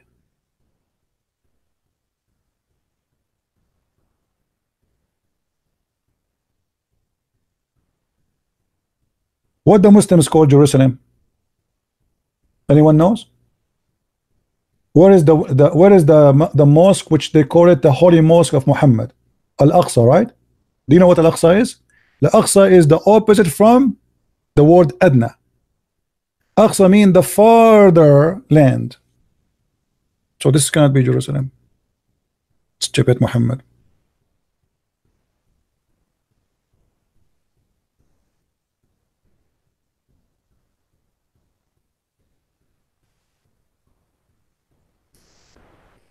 chapter 17, verse number 1.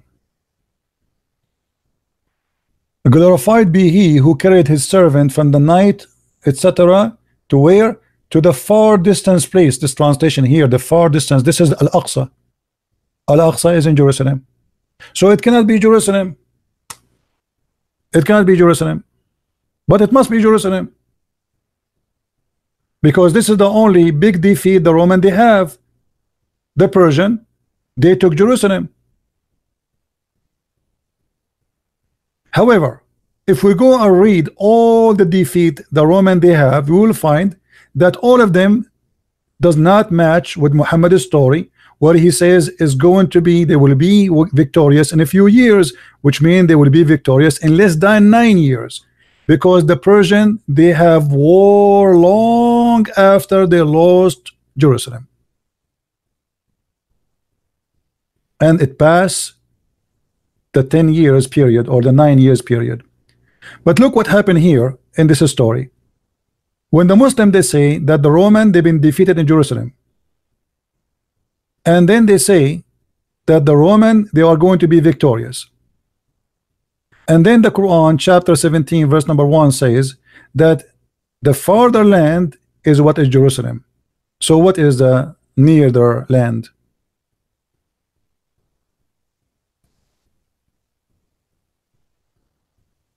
Any Muslim can answer? No. Secondly, within, you see the Muslim translation, he says within 10 years. This is a lie. It's have to be between 3 to 9. This is what Bada mean. Go right now, even you can go to Wikipedia and you will see when the last year the Roman, they were victorious. Because victory is not about just winning a battle, it's about winning the war. Is that correct, guys? War, all armies in the world, they lose, they win in the same war, but at the end the victory is only when you win the war, not you win a battle of the war. Do we agree? Okay. When the last war happened between the Persian and the Roman, go check the date when Jerusalem collapsed and check the date when the Roman, they got victory. Not only they got Jerusalem back, they got victory. Even Jerusalem, they got it after many years from what Muhammad he said. So this was a false prophecy. And here there's a problem, another problem. Look at the problem. Muhammad he said that when the Roman will be victorious, the by the help of Allah. Huh?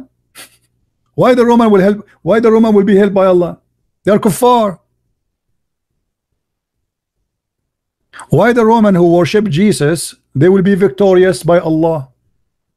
And not only that, the believers, they will be happy. Why the Muslims will rejoice for the victory of the Roman?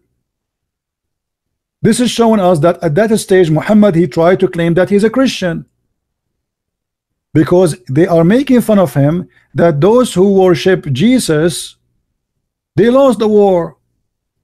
Muhammad he get upset. He says yes, they lost, but they will win again. And then Muhammad he says, and when the Roman they will be victorious, then the believers will rejoice. I changed any Muslim to tell me why the believers will be rejoicing.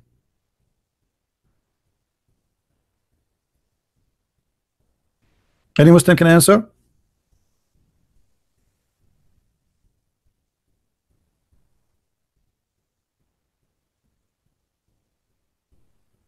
Any Muslim can answer me?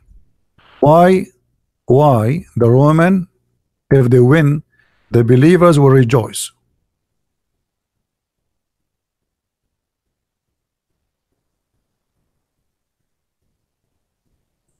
Any Abdul have an idea? It is so clear.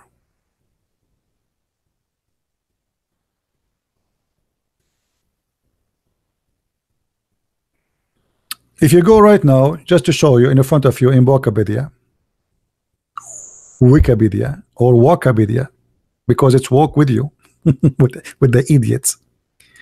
Byzantine and the Persian war, 602, 628. By the way, this is not only the time they have war, all right? The war went to more than 300 years, but they are talking about special time between two famous kings. And here is mentioned to you what happened exactly. locations, this and this and this and this and this. Persian invasion of Byzantine Empire,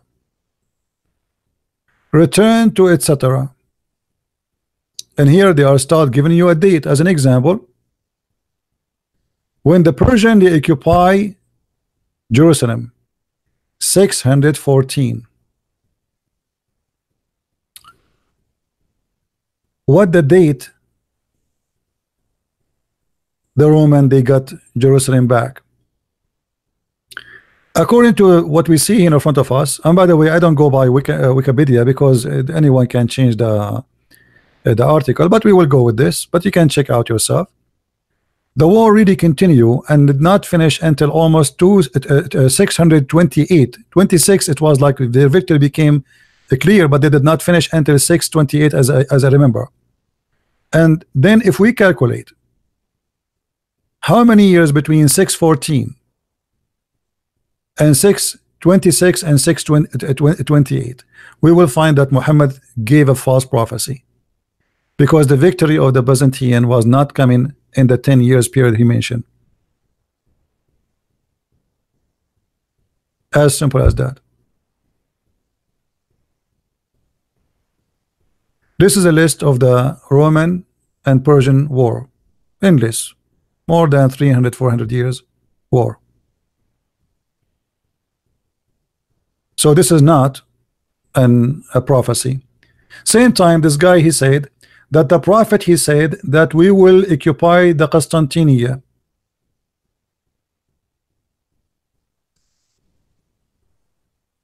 The guy in Arabic, he says the prophet, he said you will occupy the Constantinia. False. Your prophet, he said that is the Arab, they will occupy the Constantinia, not the Turk.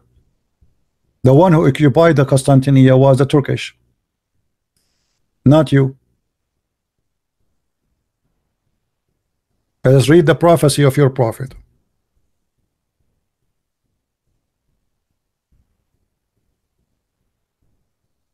Read and love.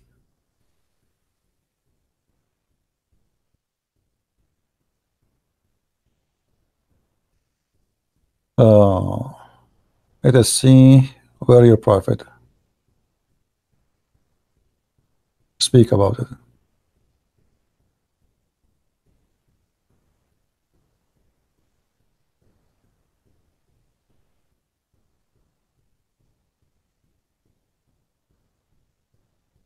Here we go. Read carefully with me and love. The messenger of Allah said, the hour will not begin until, and now he is counting what will happen. They will do this and etc. And then he says, he said to you, Banu Asfar, Banu the Asfar, the Roman, the yellow, those who come after you, you will fight them until the best of the Muslims go out to fight them. And the people of Hijaz who do not fear blame anyone for the sake of Allah. So who is the one who is going to fight Bani al-Asfar? The people of Constantinia. Who are they? The people of Saudi Arabia. Read carefully with me. People of Hijaz. People of Hijaz. What is Hijaz? This is Saudi Arabia. But the one who took Constantinia, it was the Turkish. Do you see it, Abdul?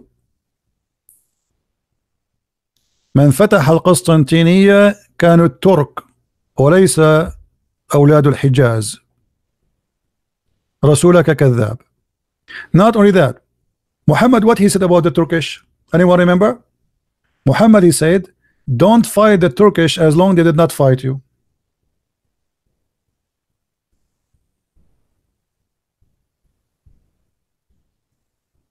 Muhammad never predicted that Turkish will be Muslims. They are your enemy.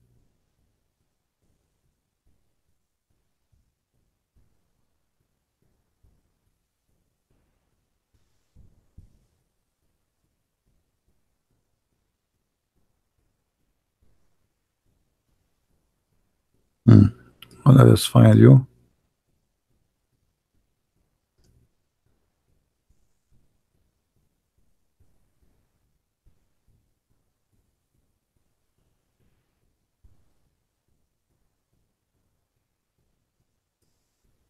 Read carefully and love. You're a prophet claiming that the Turkish will never be Muslims and they are your enemy and they are a sign of the judgment day. Allah also said the hour will not establish until you fight the Turks. People with small eyes, red faces, flat noses, and their faces will look like shield coated by leather. The hour will not be established till you fight the people who shoes made of hair. So you're a prophet, he considered that those are the enemy of Islam until the judgment day. But the one who opened Constantinople is the Turks.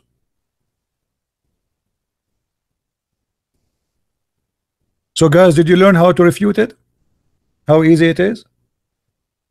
Muhammad, he claimed that the one who will conquer the Constantinople is the people of Hijaz. Who is the people of Hijaz? Those people of Saudi Arabia. The Arab, pure Arab. The Turk are not Arab. They are Asian. They are the one who will conquer Constantinople. Again, this is a proof that Muhammad is a false prophet. And in the top of that, Muhammad consider the Turk are the enemy of Allah until the judgment day. And judgment day will not even establish until you fight them and kill them.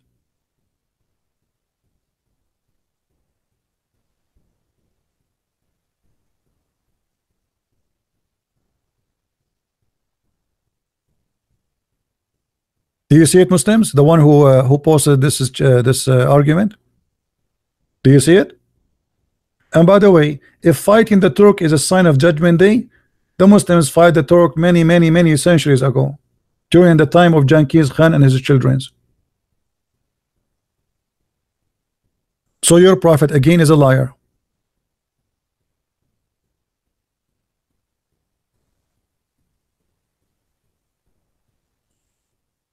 Your prophet is a liar. Did he took Constantinople? No. Did the Arab took Constantinople? No. It was the Turkish. The Turkish is the enemy of Islam, and the judgment day will not come until you fight them.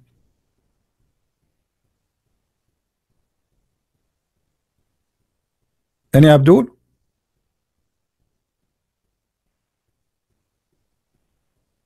So what we would do now, you know, you try to prove to me that Muhammad is a prophet, but you prove to me that Muhammad is a false man.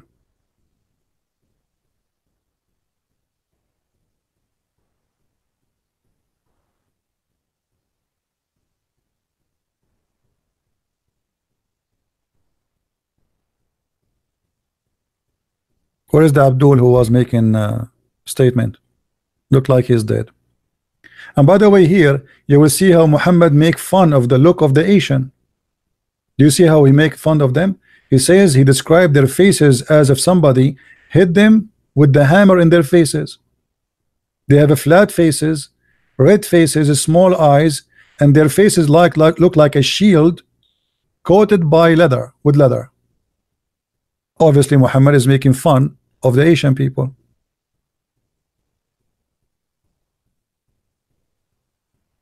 And he called them by name. It's not like maybe different kind of Asian. He says the word Turk. Correct?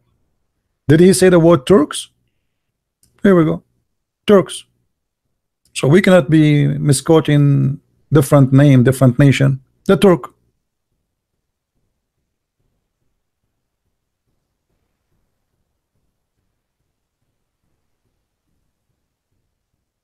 Right? Many Abdul? Again, Muhammad is a false prophet. If Muhammad is a prophet, he should predict that the Turk will become Muslims. But look, he is saying no.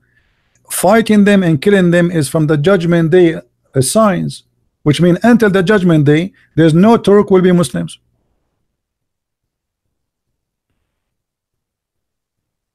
Do you understand, guys, what I'm saying?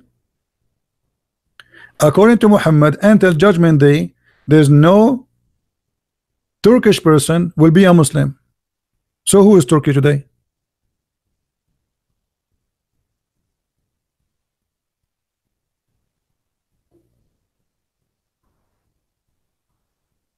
Any Muslim have an answer? This is what happened when Muslims, they try to prove to us that Muhammad is a prophet. They bring upon them a curse. It's called Muhammad, who to keep talking, he cannot keep his mouth shut. So you try to prove to me that Muhammad is a prophet, but look what happened. By your help, you open another topic and we got Muhammad busted again. Neither the Arab, they open Constantinople or occupy it, and neither the Turk are still an enemy for Islam, and you will fight them until Judgment Day, and Judgment Day sign is fighting the Turk, which means there will be not Muslims until Judgment Day, and they are your worst enemy. Actually, he says, leave the Turk, don't fight the Turk as long as they did not fight you. Muhammad said he warned the Muslims not to fight the Turkish. Let me find you the hadith.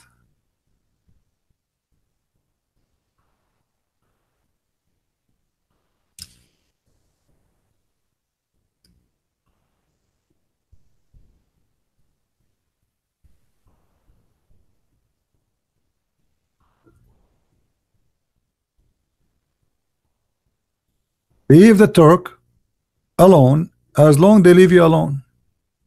Why? Because simply they are stronger than you and you are no match for them. They will kill you. Same time, it's a sign of the Judgment Day. Let us go to different hadith.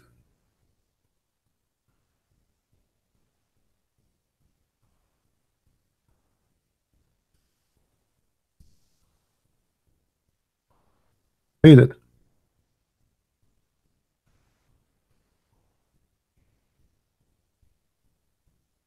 No, here it says the Absisian. No. Where is the hadith about a true Turk? I know in, let us see here. Here we go. We found it. In this hadith here.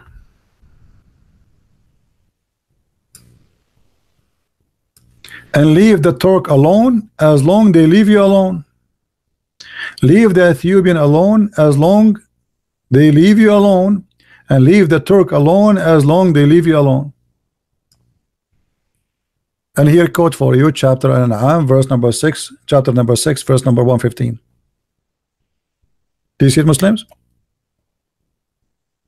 Your prophet, he never ordered you even to do jihad, neither against the Ethiopian or the Turk. And fighting the Turk is sign from the Judgment Day.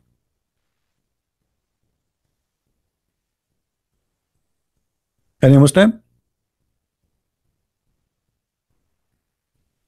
So your prophet is a false prophet. He claimed that fighting the Turk is sign of the Judgment Day, and he claimed that the one who will take over Constantinople is the Arab from Hijaz.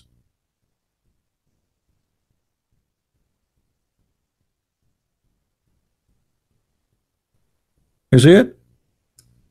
And not only that, he claimed when this happened, the Messiah will appear.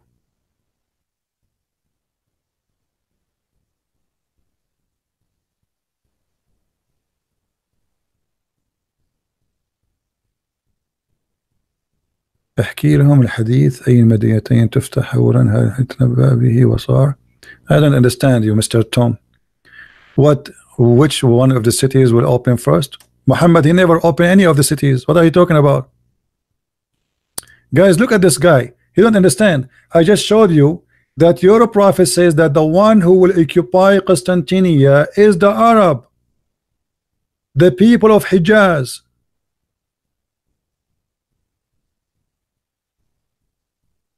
You will fight. He said you will fight Banu al-Asfar, the children of the yellow, the Romans, and those who come after you will fight them. Who is talking about until the best of the Muslims go out to fight them? The people of Hijaz. The best, the one who will make victory against them is the people of Hijaz. Is the Turk or Arab and they are from Hijaz? هل الأتراك من الحجاز؟ من سوف يأتي بالقسطنطينية هم أهل الحجاز يا هذا. هل الأتراك عرب؟ So your prophet is a false prophet.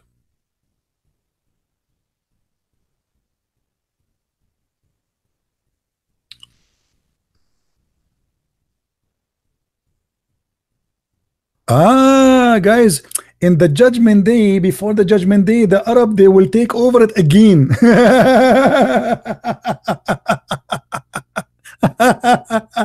See, so look at this Muslim, smart Muslim. He says, brother, the Arab, they will take over it again, brother. Again? Do you see how when we get them busted, how they try to lie? They say, oh, he is saying that this is the okay, the Arab, they will take over it, brother, but later when later happen, let me know. When later happen, let me know. The fact the Arab are taking nothing. Hey, Jerusalem is in the hand of the Jews. You said to me that Allah will open the city of Herakl. What is the city of Herakl? Jerusalem? But Jerusalem is not in your hand. False prophecy. And Jerusalem was not opened by the hand of Muhammad. It was Muhammad who ordered his men to go and fight the Roman. He says, go attack the Roman so you can get the blondie. Muhammad, he took an army of more than 40,000 men, and he could not do anything. He ran away. He came back a loser. And now Jerusalem is in the head of the Jews.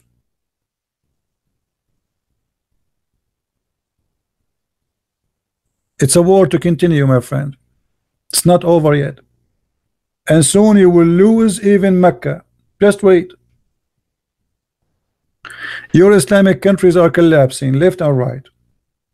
War in Syria, war in Egypt, war in Yemen, war in Libya, war in Algeria, war in Morocco, war in Afghanistan, war in Iraq, and soon war in Turkey.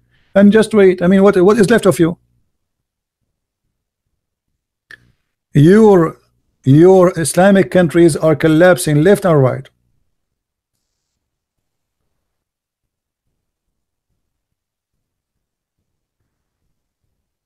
He is saying, what about the Prophet says Islam starts like strange and will end strange, and the Caliphate, he said that the Caliphate will collapse. The Caliphate collapsed during his time. He is the first Caliphate who collapsed. The day Muhammad he died, the Caliphate collapsed. Don't you know that it's what is called the War of Apostate? What is the War of Apostate? Secondly, when you say to me, what about his prophecy? Islam will end strange. Well, this is really stupid of you Muslims to say. When we ask you how many Muslims in the world today, you see we are going to dominate the earth. And then when we ask you how Muhammad is a prophet, you say the prophet he prophesied that Islam is going to end small. Few people believe in it.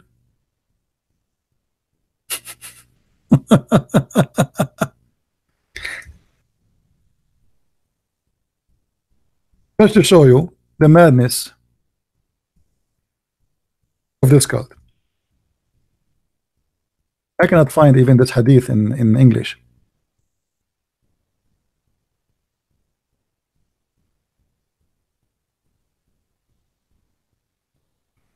Let's see.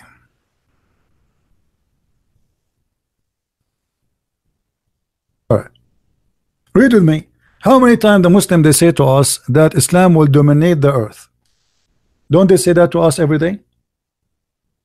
We are the fastest growing religion. All the propaganda they have, their prophet says the opposite. Islam should shrink and is going to be the most small number in between all mankind. This is your prophet, this is your hadith, and you are the one who mentioned it.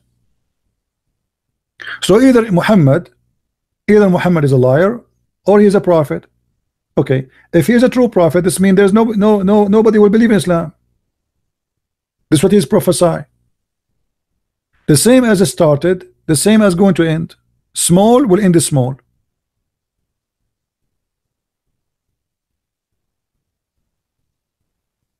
Do you see it?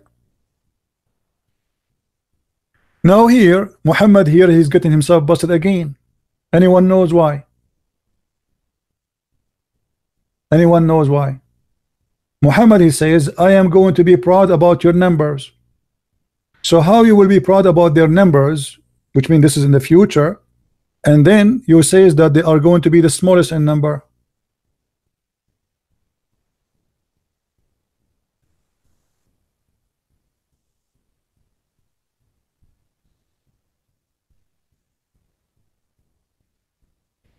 We cannot find this hadith.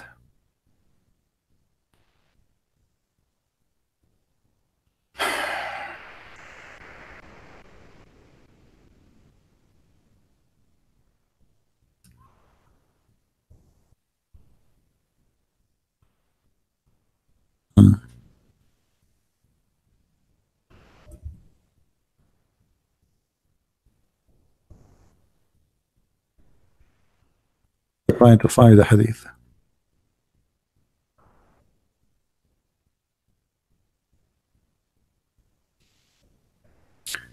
This is the problem of Muhammad. Muhammad, he say things and he contradict himself, proving to us that he is a false prophet. Be careful with me. Muhammad, he asked the Muslims to marry the women who have babies already, because supposedly she is being tried and she's proven to be functional. So he said, I found the women of rank and the beauty, but she does not give birth to a children. Should I marry her? Look at the advice of Muhammad. He says, no. Look how evil Muhammad is. A woman, she is beautiful, but she cannot have kids. What's her fault? No, don't marry her. No. He came again to him and he forbade him again. He came to him third time, and then he said, marry a woman, loving, etc., because I shall outnumber the people by you. So Muhammad, he have an agenda. He want the Muslim to have kids as much as they can so he can outnumber the people. Do you see it? Okay. How here he says he will outnumber the people by you, and then there he says you will be the smallest number in earth. Are you there, Tom?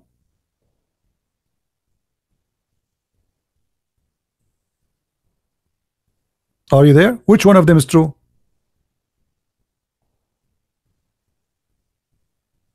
Same time, this is a contradiction for what the Quran is saying.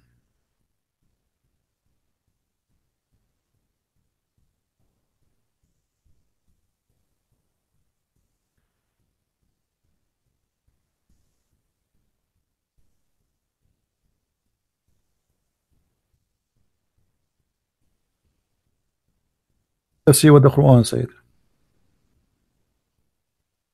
Read carefully and laugh with me. Chapter 3, verse number 55.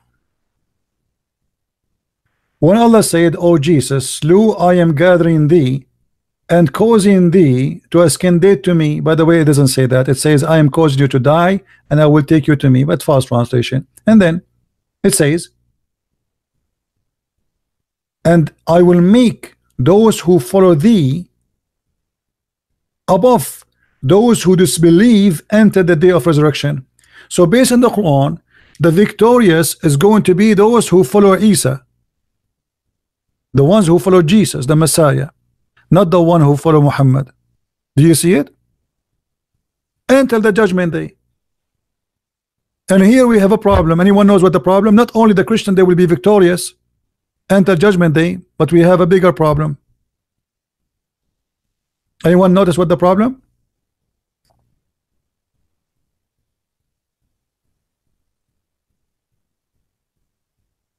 Anyone? What is the problem? Big problem. If the Muslim, they say to us that Paul is the one who corrupted the Christianity, don't they say that?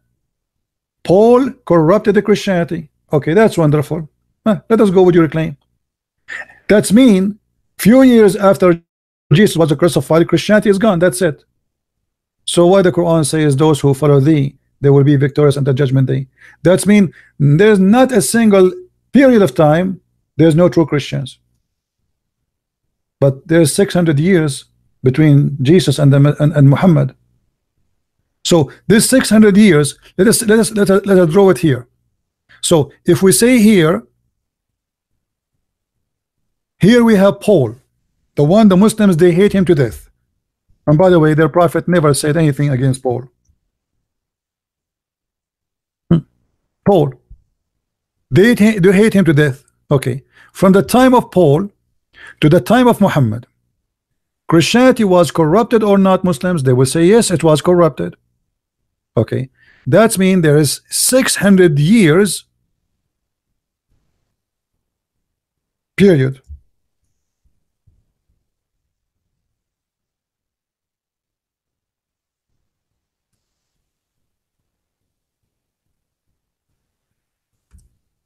$600. 600 years based on the Muslim argument there's no true Christianity. But look what the verse in the Quran is saying. I will make those who follow thee victorious until judgment day. Do you see it?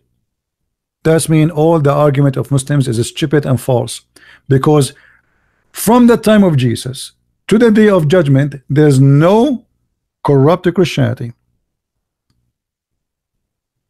If the Muslim they will say, oh, we are the one who follow the true Jesus, but as you see, there is 600 years you're missing. It says those who follow thee, Isa or Jesus, until the judgment day. There is no disconnect. Do you see it, guys? From the time of Paul to the time of Muhammad, is the Christianity is valid for the Muslim? They say no. That's mean from the time of Jesus, because Paul is just, you know, in the time of Jesus. So the Quran is lying. Same time, how the Christian they will become victorious if they don't have book to follow Jesus. In order to say those who follow Jesus, you have to preserve the book of Jesus. Do we understand, people? How we can follow Jesus? How somebody can follow Jesus? In order to follow him, you have to preserve his teaching. Okay. So how you say to me that those who believe in you, they will be victorious above those who disbelieve until judgment day, and yet you say to us that the book of Jesus is not preserved, so how they can follow thee?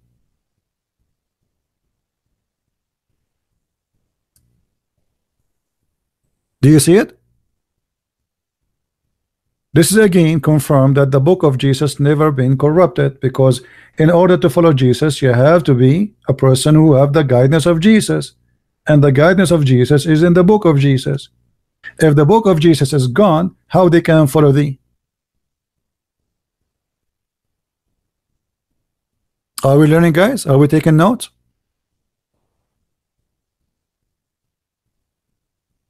How we can follow thee? Stupid statement. And if the followers of Jesus are prevailing over all other followers, that means there's two kind of believers. There's those who believe in Jesus and those who disbelieve. That means Muslims are those who disbelieve, because Muslims don't follow Jesus. Muslims follow Muhammad. They claim that they follow Jesus, but how you can follow Jesus if you don't have his book? What is the teaching of Jesus? Show me. If a Muslim, he says to us, he tried to fool you, he says to you, I believe in Jesus, I follow Jesus. Okay, where is the teaching of Jesus? All what you have in the Quran is a few verses about Mary giving birth, and Jesus not crucified. Where is the teaching of Jesus? Nothing.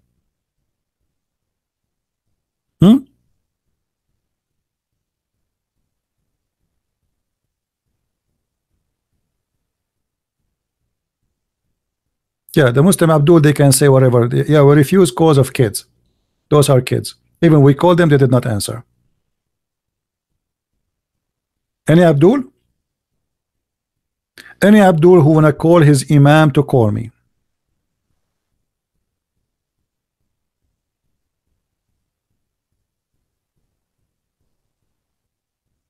Another argument the Muslims they say to us from time to time, they say, well, how many Christian sect you have? Okay, what does that mean, Muslims? If we have a Christian sect, does that mean we are deceived? They say yes. Okay, hold on. Remember, if you have many Christian sect, you are deceived. Okay. The more divided, the more deceived.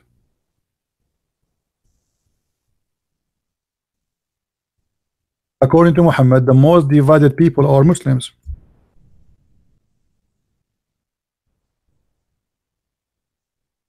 Read it. The Prophet said, the Jews will split into 71 or 72 sect. The Christian will split into 71, 72 sect, and my people will split into 73 sect. Do you see it, Muslims? This is their logic. If you have many Christian sect, that means you are deceived. And here we go. Your belief is gone. But Muslims are the most divided ones, according to Muhammad.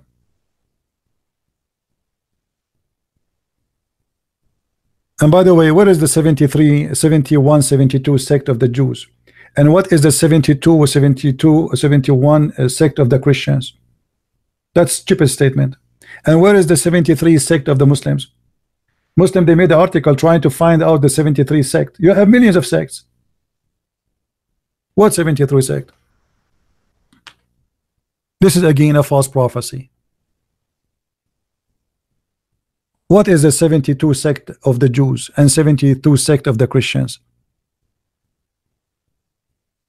What does that mean? Stupid. What is the 73 sect? And not only that, 73 sect, only one of them will go to heaven, according to Muhammad. In my belief, 72 sect or 70 million sect, still they will go to heaven. Jesus said, whoever believe in me and die will live. Muhammad, he says, only one of them will go to heaven. Read it carefully. So you Muslims are risking your life. You are following, you will be a sect of 73, and one of them only will go to heaven. Which one? Each one of them believe that we are the correct one, and we will go to heaven, and the rest they will go to hell. You know what I mean?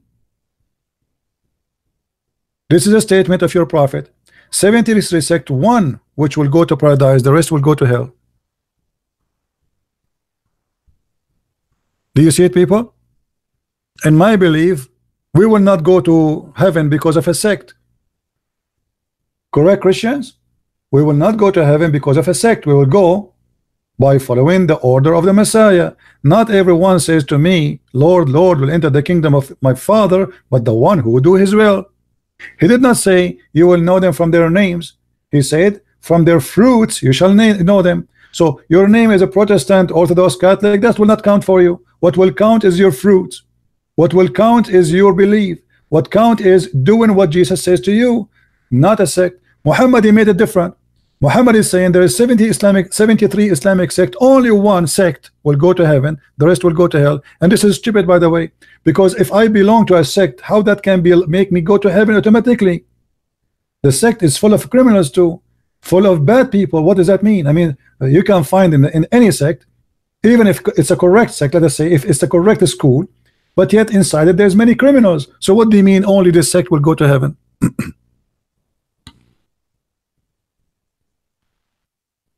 So for us as a Christians, if you became a Christian, you have 100% opportunity to go to heaven. If you go to Islam, you have 1 to 73 gambling game, even cards. How many cards, guys, in the card game? How many cards? 52? 51? I forgot. 52, I think, right? 52 cards. 52 cards. So Islam is a game harder than the card to win, because it is 73 to 1. Your option to win is 73 to 1. You are gambling. And how you will know which sect is going to go to heaven? All those sects, they are sect because they believe that we are the right one. Every sect of those 73 says we are the right one, the rest they will go to hell. So Islam is nothing but a gambling. Muhammad, he confirmed to you that the percentage of going to heaven is 1 to 73, which means from every 73 sect there's one person. Let's make it this way. We have 73 people.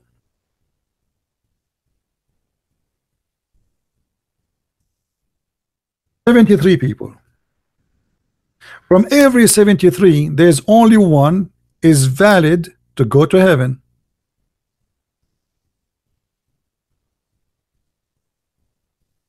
What a horrible percentage.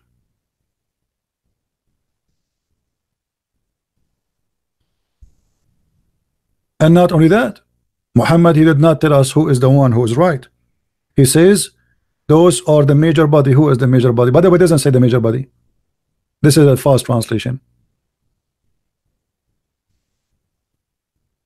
Which one is the one will go to heaven? It says those are the people of Jama'ah, the group. He didn't say major body, he didn't say small body.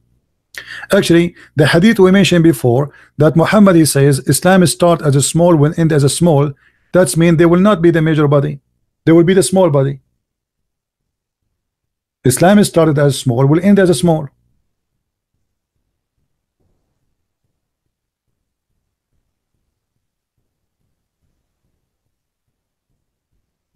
Do you see it, Muslims?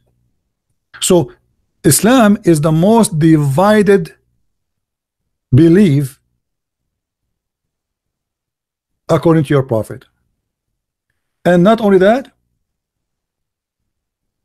very few of you will go to heaven. Islam starts strange and will end strange. Strange, what does that strange mean? Strange. You are a stranger if you are what? One of many, not from your kind. Is that correct? Guys, you understand what strange mean?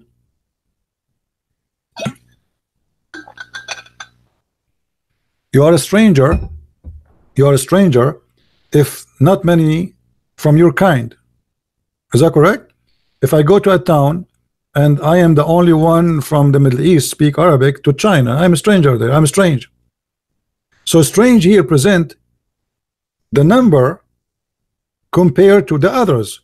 So Islam is taught as a strange. Few people believe in Islam at the beginning. Few Muslims will believe in Islam at the end.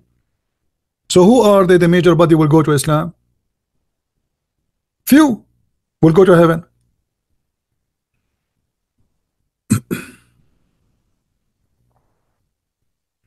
No, the word is strange here. You see, we are translating the Arabic, you know, not really, this is not really an English thing. So بدأ الإسلام غريبا وسوف يعود غريبا. غريبا here is you being going out of your territory. You are out of your territory and you are a few. Nobody like you. Few like you. Simply stranger. When you say I saw a stranger, it means he is not from town and he is not from here. As simple as that.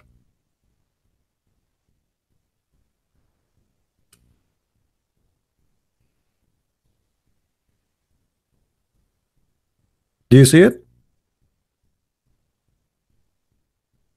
The word in Arabic غريبا. غريب. غريب. بدأ الإسلام غريبا. This is the word. Strange. And is going to go back strange.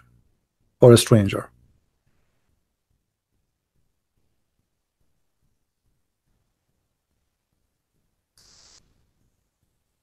All right. So everything in front of us simply is a clear evidence that Islam is a false cult. What I need really more to prove that Islam is a cult more than this?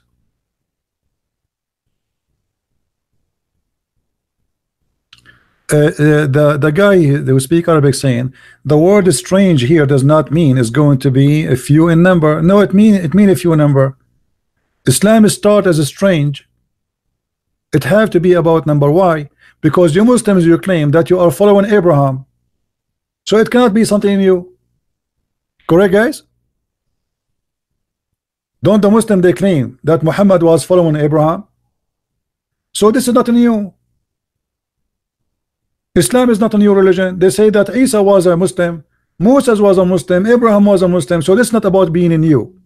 So what is strange here? Strange, simply stranger, is about being one of few, like from your kind, few. That's what stranger mean.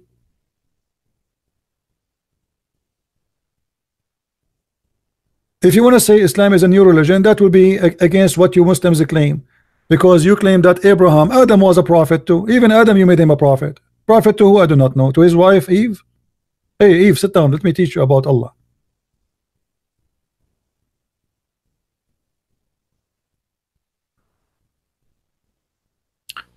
So all Muhammad's statement is a collection of contradictions.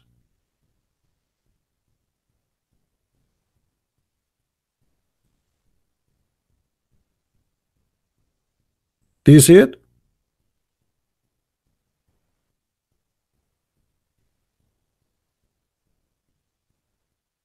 And not only that, the guy who says that a stranger does not mean he will be small in number. My friend, isn't it your prophet? He said that from 73 only one will go, and those Ahlul Jama'ah. In different hadith, your prophet, he claimed that the most of people, they are going to hellfire. Actually, even the Quran says, وَمَا مِنْكُمُ إِلَّا وَرِدُهَا. Not a single of you, but is going to get into hell. Which is very crazy. Every Muslim is going to go to hell.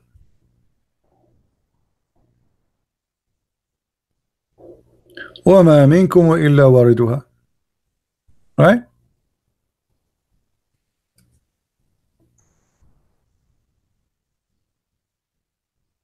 Why وَمَا مِنْكُمُ إِلَّا وَرِدُهَا? Why not even one of you, but he will enter hell? In the Muslim translation, they say to you in chapter 19, verse 71, none of you shall approach it. That's false. It says none of you, but he will enter hell. Let us go and see the interpretation. 1971.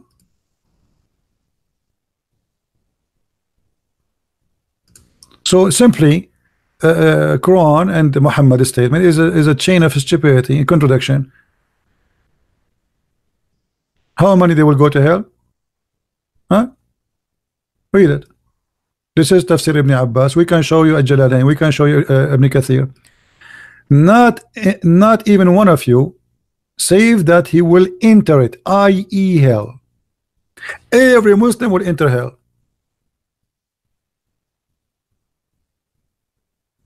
Do you see it? And the Muslim scholars, they claim, except the messengers of Allah. All of you Muslims will end in hell. Happy for you. Don't forget to take a fan with you and Vaseline. So you worship Allah, you pray to Allah, you follow Muhammad, you follow all the garbage he give you, and then you what? You go to hell.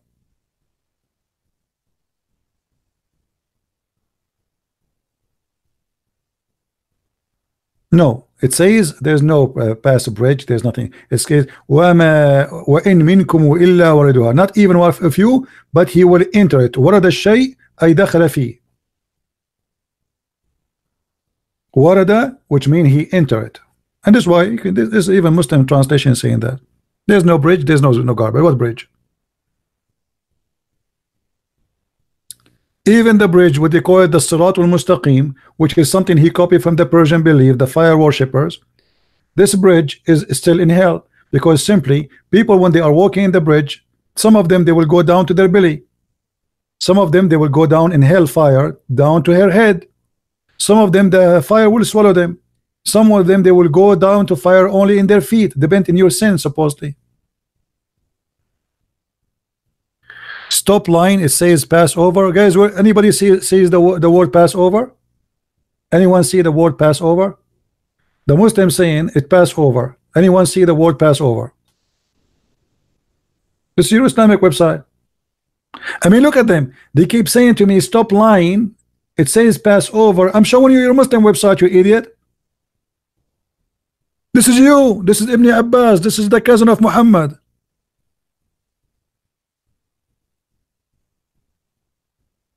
I'm lying.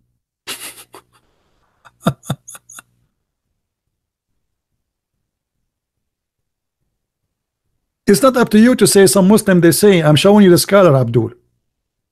I'm showing you the cousin of Muhammad, who the only person Muhammad he pray for him to be scholar of Islam is this guy. So you have now to accuse Muhammad cousin, who Muhammad claimed that he is a scholar of Allah, to be a liar. Not only that, what about we go and we change Jalalain? Forget about Ibn Abbas. Ibn Abbas is a liar, scumbag. Ibn Abbas, shame on you. Here we go. This is a Jalalain. There's not even you, but shall come to it that he shall enter hell. Do you see it, guys? Do you see it? This is a Jalalain now. Oops, we are getting more in trouble now. Curse a Jalalain, curse him. Hey, Muslims, curse him. Say, may Allah curse you, a Jalalain. Muslims, go ahead. Curse a Jalalain. Spit at him, spit at him. He's a liar. A Jalalain, tfu are you. Tfu. The Muslim, they are very good in spitting. Tfu. You know? Okay, spit at the screen. Okay. A Jalalain, brother. Shame on you, a Jalalain.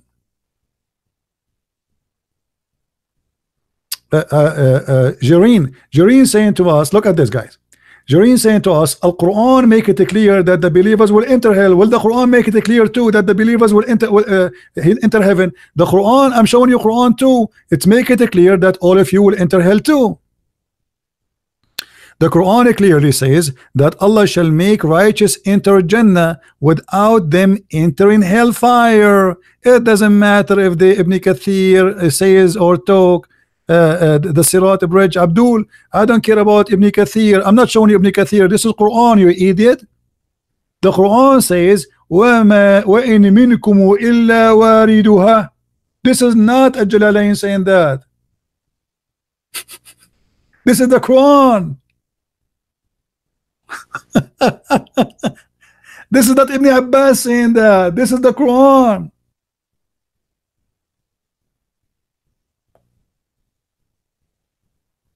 Dummy.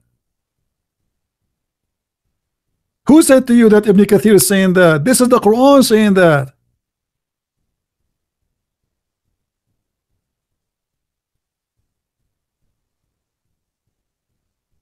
And the scholars of Islam explain it to you. It's not them saying that.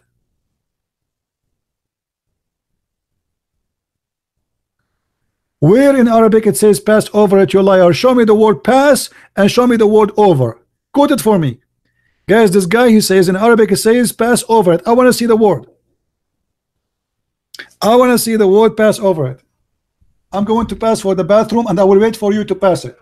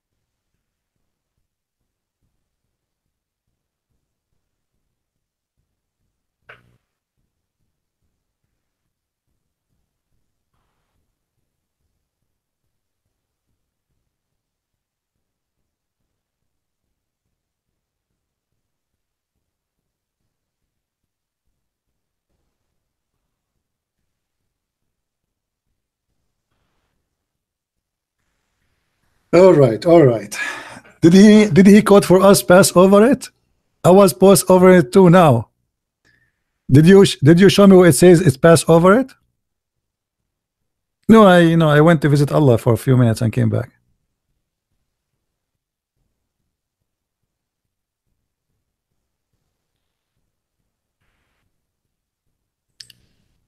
Show me where it says pass over it, you liar. I want to see.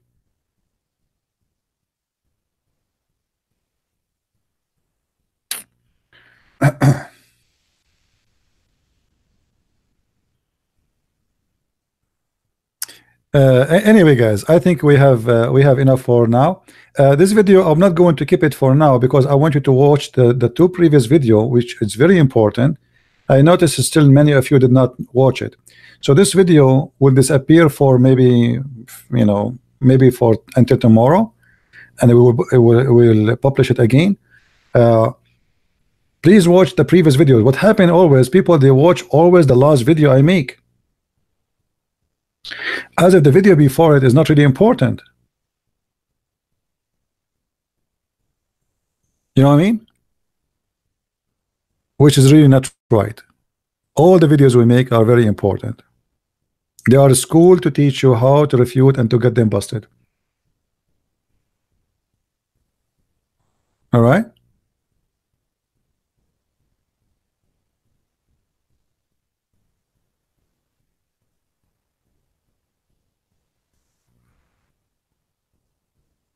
Let me bust you, you coward. What you want to bust? Bust Al-Jalalain. Here we go. You are here. Answer us. How Al-Jalalain saying that the Quran saying that Allah will make you enter hell? By the way, when the Muslims they die, they put a piece of cotton in their anus. Anyone knows why? He's saying to me, go to Yusuf Ali translation 1971. Okay, guys, he says go to Yusuf Ali translation. Okay, I will go with Yusuf Ali translation, but that will make Yusuf Ali a liar. Yusuf Ali translation, right? You want me Yusuf Ali? Okay, Yusuf Ali. Guys, Yusuf Ali. Let us go to Yusuf Ali. Yusuf Ali translation. Okay, here we go. That is a clear evidence. Thank you very much. That Yusuf Ali is a big fat liar. Because there's nowhere in Arabic it says pass over it. There's no pass. There's no over. There's no it. And actually it says this is a decree of Allah. So how it can be passed over if it's a decree of Allah? Do you see how stupid your Yusuf Ali is? He got himself busted. It's a decree. It's a fate. So it makes sense that it says not even one of you, but he will enter it because this is the fate of Allah. If you will not enter it, what is the fate of Allah? And let me ask you a question. Why if we change the translator, the Quran change? I mean, what kind of Muslims you Muslims are?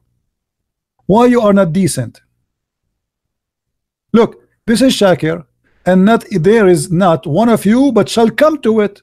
So now there's no pass and there's no over. Shall come to it. Okay, change different translator.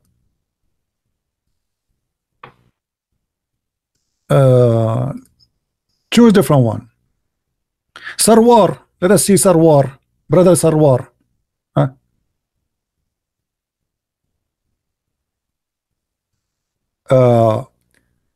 It is inevitable decree of your Lord, every one of you will be taken to hell.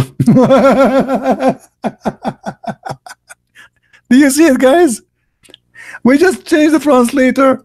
Every one of you will be taken to hell. Nice to meet you. Hey, brother, don't forget to take selfie when you go to hell, please. This is your Muslim website. The same verse, we just changed the translator. One says pass over it, and the other one says every one of you will be taken to hell. So, brother, please do me a favor, brother. Don't forget to take a selfie when you go there. Just for memory. Allah will take you there. What is that? Spaceship? This is why it says it is a decree of Allah. It's a fate. You cannot change it. You will go to hell.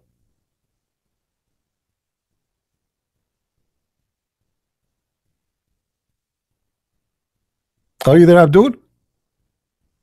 Go to Ibn Kathir interpretation 19th. look at this cult. Look at this cult, guys. Go to Ibn Kathir. Go to this. Go to that. So what we are showing you is we choose our cherry. We Muslims, we don't agree. Okay, let me ask you, a guy. What's his name? What's his name? Jareen. I want you to say in the text, I promise you I will accept anything Ibn Kathir he says. Say that.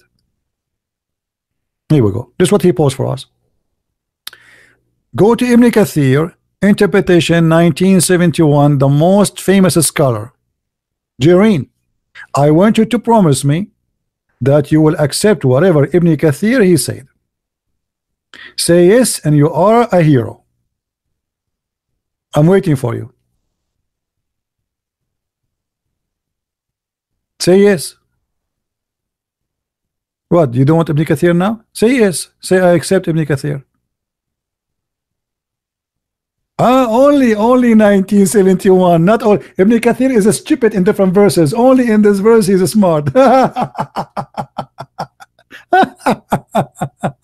No, brother. No. Only Ibn Kathir is a scholar here. In the second page, he's an idiot. Only here, brother.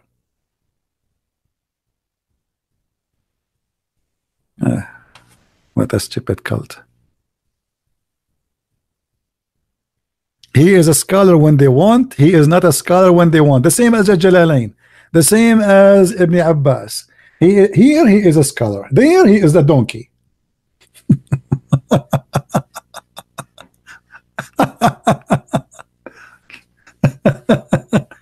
Anyway, I'm telling you, Muslims are very cute. I like them.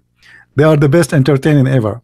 Anyway, guys, I want to say thank you. I'm here for many hours. Again, this video will be hidden for some time, and then we will put it back so you can watch the previous videos. Not the one about politics. You don't need to watch that if you don't. But there's 2, 3, 4 videos. Still, we have a very low number of viewers because obviously you guys you watch only the new one, which is not really right. All right. So I want to say, actually, I was going to go afternoon again, but there's no need. I mean, that's it. You know, there's no point. That's it. So maybe tomorrow we will go again live on air. So I want to say thank you for being here. May the Lord bless you. And don't forget, if you are a person who speaks Spanish, we have our book in Spanish published already. It's on Amazon. And if you speak German, English, Swedish, Dutch, French, we have my books translated to many languages. So feel free to search on Amazon, Amazon.com, Amazon Germany, Amazon France, depending on where you're located. So you can read and learn more, and you can have handy reference between your hands. With this, I say thank you. May the Lord bless you. And until we see you again, Christ is Lord, Islam is false, and we prove it every day. Amen to that. Thank you.